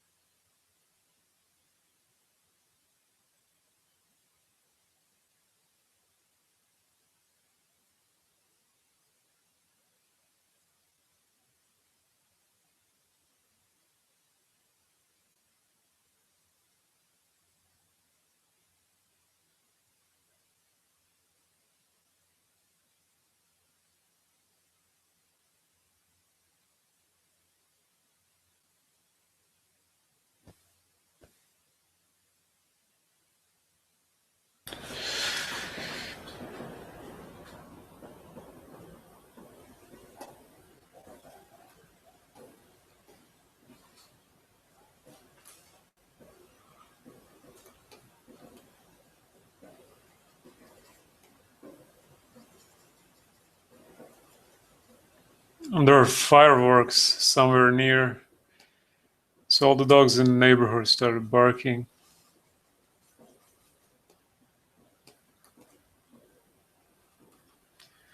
It's a war zone down here, guys, I'm telling you.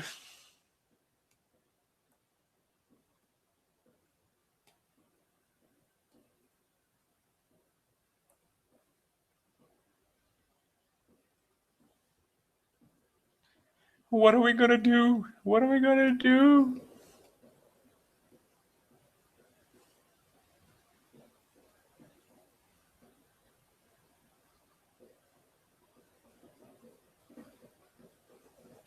Oh my god, I don't know, guys, if you can hear this in the background.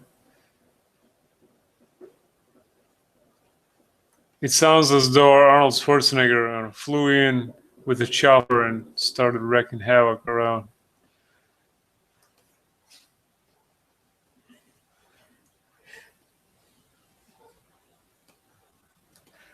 I'm here. Come on, do it. Get the hell out of here. Bullshit.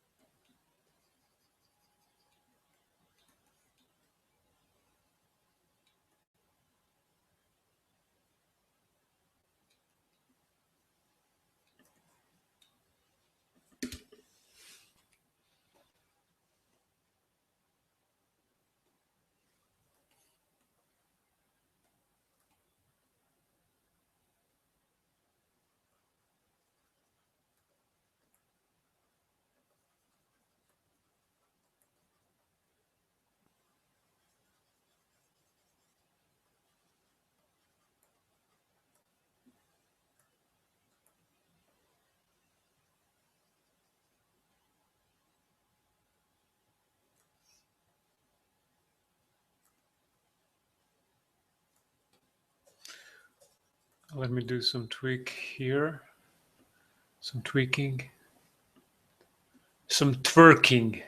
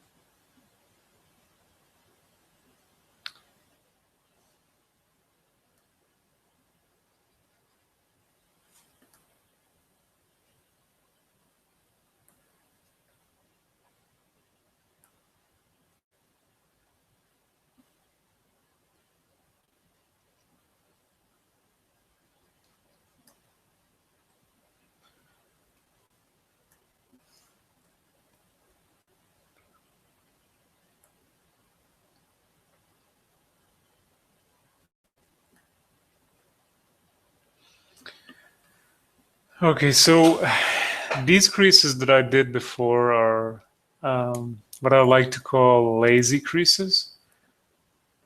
And here's why. In a natural world, the creases rarely appear and go over the scales like this.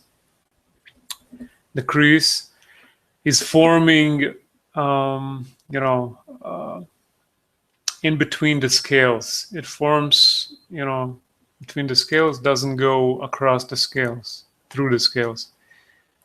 So when you're creating creases, it's probably best either not to create them, or if you do create them, be diligent about it and create creases that really make sense in terms of, positioning creases and paying attention to,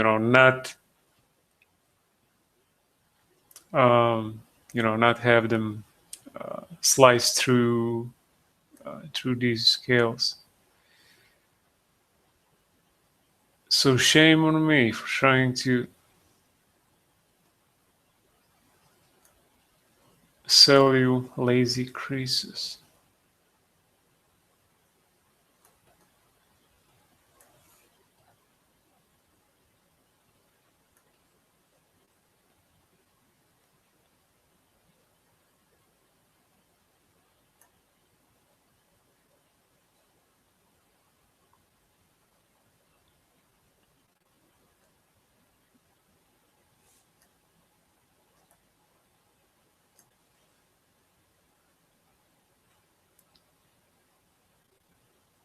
So if the crease, in order to keep the crease going relatively straight, you come up to, a little bit larger scales, and you just can't go around them. You just have to, sort of remodel that area and move those larger scales, or scales in general. You need to move them a little bit to the side, as to allow your crease to move freely, in a certain direction. So that's really important to remember. Again, when you're working on something that's going to be pretty detailed, something that's going to take up all the screen, if it's animation or whatever it is. If the subject at hand, the model you're working on, is going to be shown from up close, these are the things that you should probably be careful about. If, on the other hand, the model is not going to, if the model is something, for the background to, just fill the scene with, then by all means, you can do all these little shortcuts and, make it easy on yourself when you're creating an assets for something.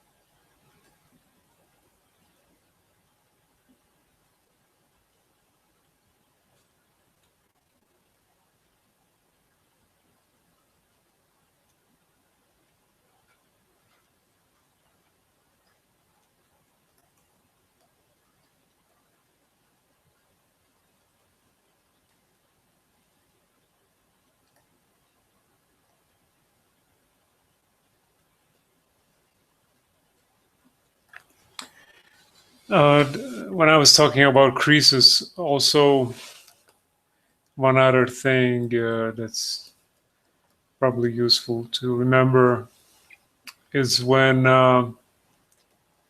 you're laying down these smaller scales, it's probably a good idea to, before you do those, to start, start laying down the folds and skin folds and creases, before all of that. So when you start laying down these smaller scales, you have the idea, what's going on, where the creases are and everything. So you're naturally, going to place them in a position so, along those creases and not over them. So this is something that, can make it easy on you during the later stages. So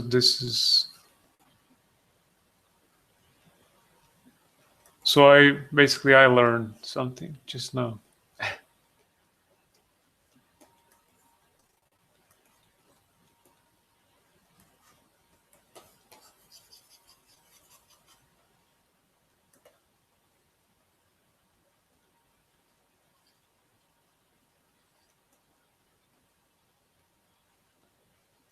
So you should probably go in an order, something like, first you make sure you have the, proportions and, the base shape.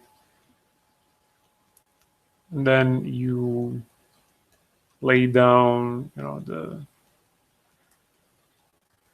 larger shapes like muscles and,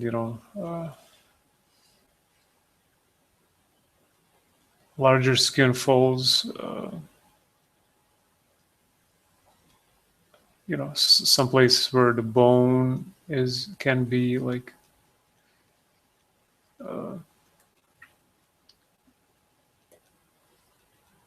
felt through the skin.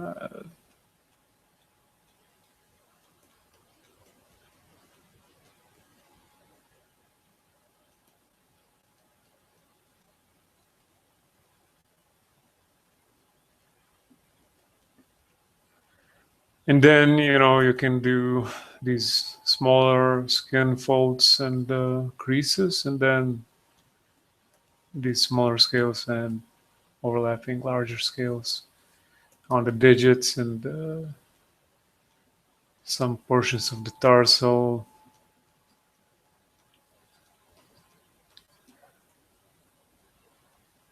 front of the tibia and stuff like that.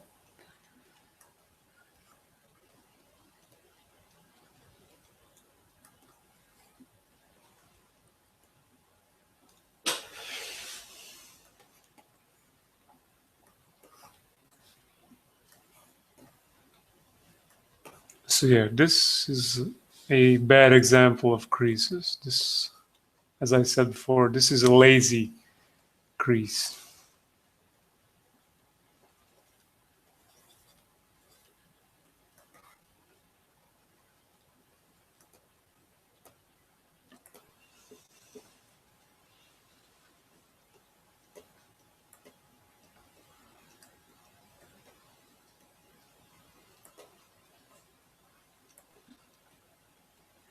We should suggest this to ZBrush makers, Ofer, Alan, and the crew, to give us a brush like a lazy brush, but call it maybe lazy crease, where you'd just draw a stroke, and it would lay down a crease, and it would move these scales and everything. It would move them and align them next to your crease, so you don't have to worry what comes first, the egg or the chicken, and you can just work. And if you forget to make creases before applying smaller scales, you can do it later because you have a lazy crease brush. That would be handy.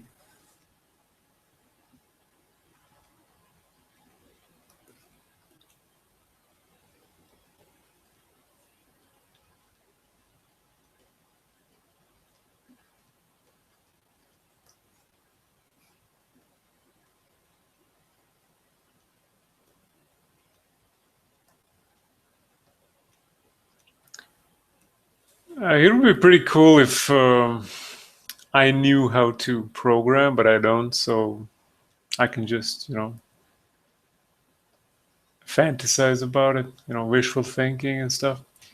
To be able to have to program a plugin for ZBrush, maybe, where you could lay down scales procedurally. We are painting I don't know, 2 or 3 layers of paint on the model. So each layer of paint would tell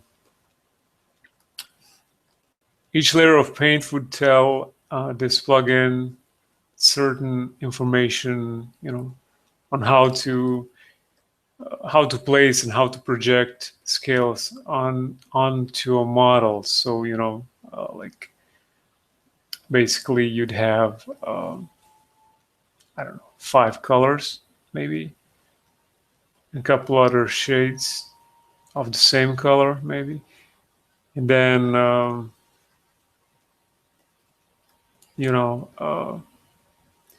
you could paint this leg, like you have a clean leg with just the foundation, and then you paint, I don't know, green. And green means you have like round scales at a certain scale, and then you'd have a slider later on that you could move around, and increase and decrease the scale. So you'd have like a green for uniform scales, and then maybe when you start to change the green from green to, I don't know, yellow or blue or whatever else color, the scales would start to be larger. And it would be cool to have like a couple of other mixing and blending versions with color, where you could if you have like I don't know, if you paint this part like red, this channel tells the plugin to stop using round scales, instead start using, I don't know, differently shaped scales on that area. And then you could also apply different scale to this area. So that that type of plugin would be pretty cool for having a model quickly set up for further work like detailing and making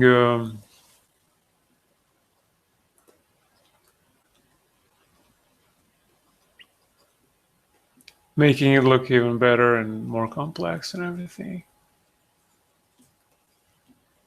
So something like that would definitely, this would enable you, this would give you a chance not to spend like, 5 or 10 hours as I did on my last two, two streams, just, laying down these small scales all over the foot and the tarsal and some part of the shin. So, you could have this done for you with that plugin, like in a heartbeat. And then you'd have like all that time that you could spend doing all these creases and all these flakings and stuff like that, and you could push the model further in terms of details and randomness and stuff like that.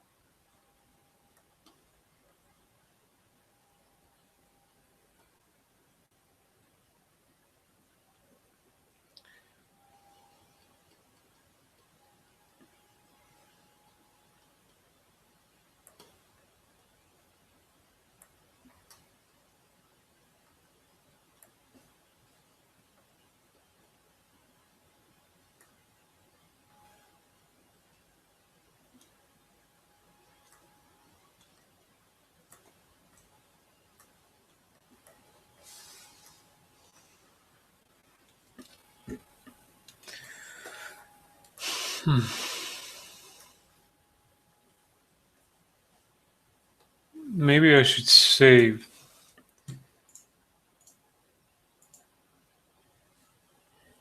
Just, simply to avoid crying like a little girl when the stuff crashes.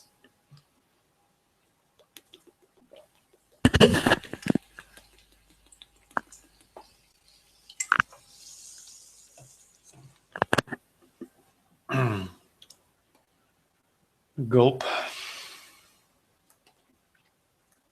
There it is.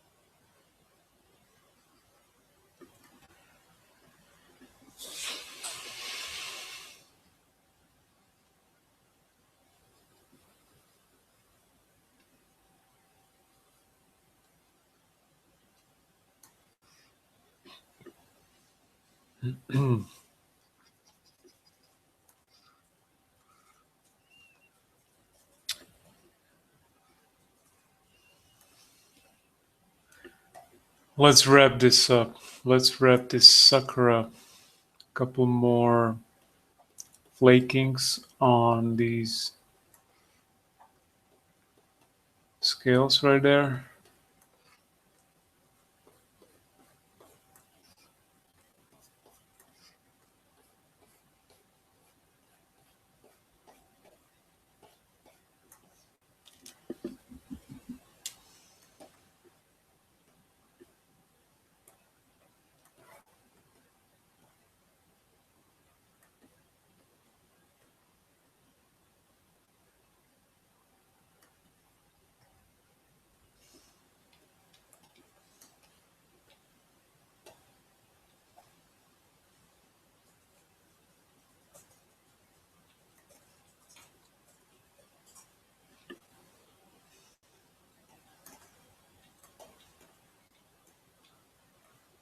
Okay, let us mask these scales first, and then we'll use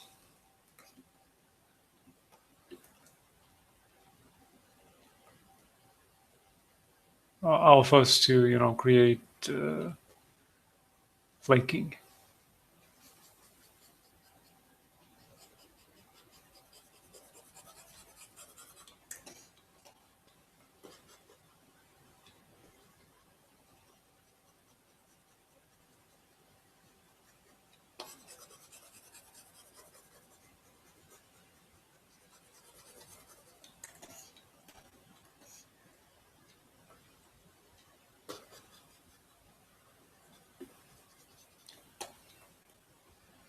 No, what am I doing?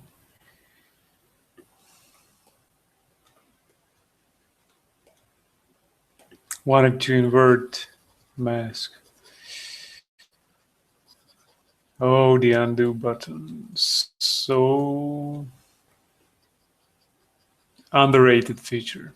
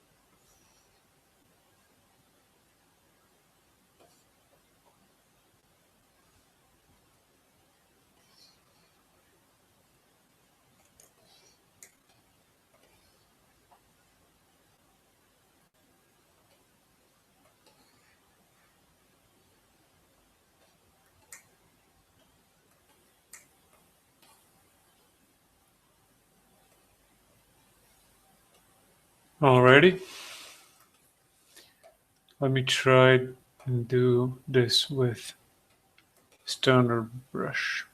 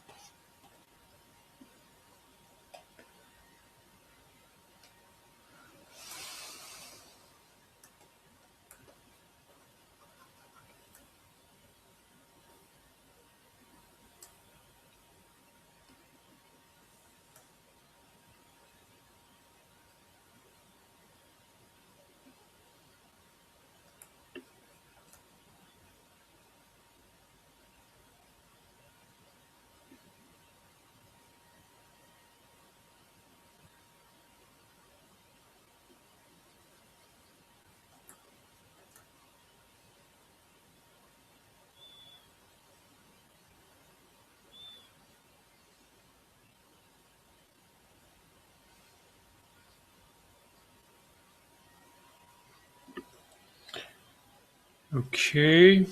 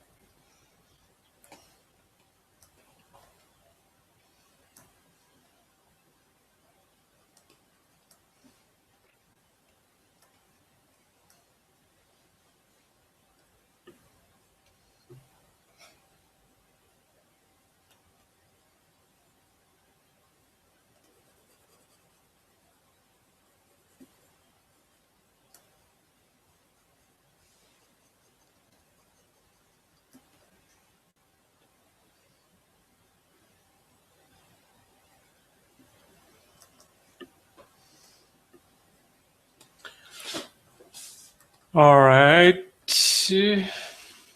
Let me save this. I think I'll finish for the day. I think this is it in terms of sculpting. Regarding the foot, tomorrow I'll start working on a forelimb.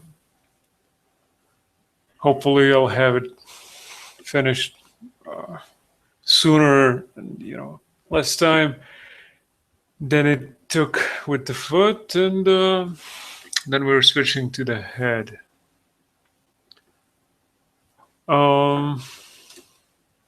Yeah, thanks for joining in. Looking forward to continue working on the creature, on the dinosaur, and I apologize for not being talkative the last hour or so. But I hope you guys had fun watching this, and yeah, looking forward to the next one, and see you then. Take care, and good night.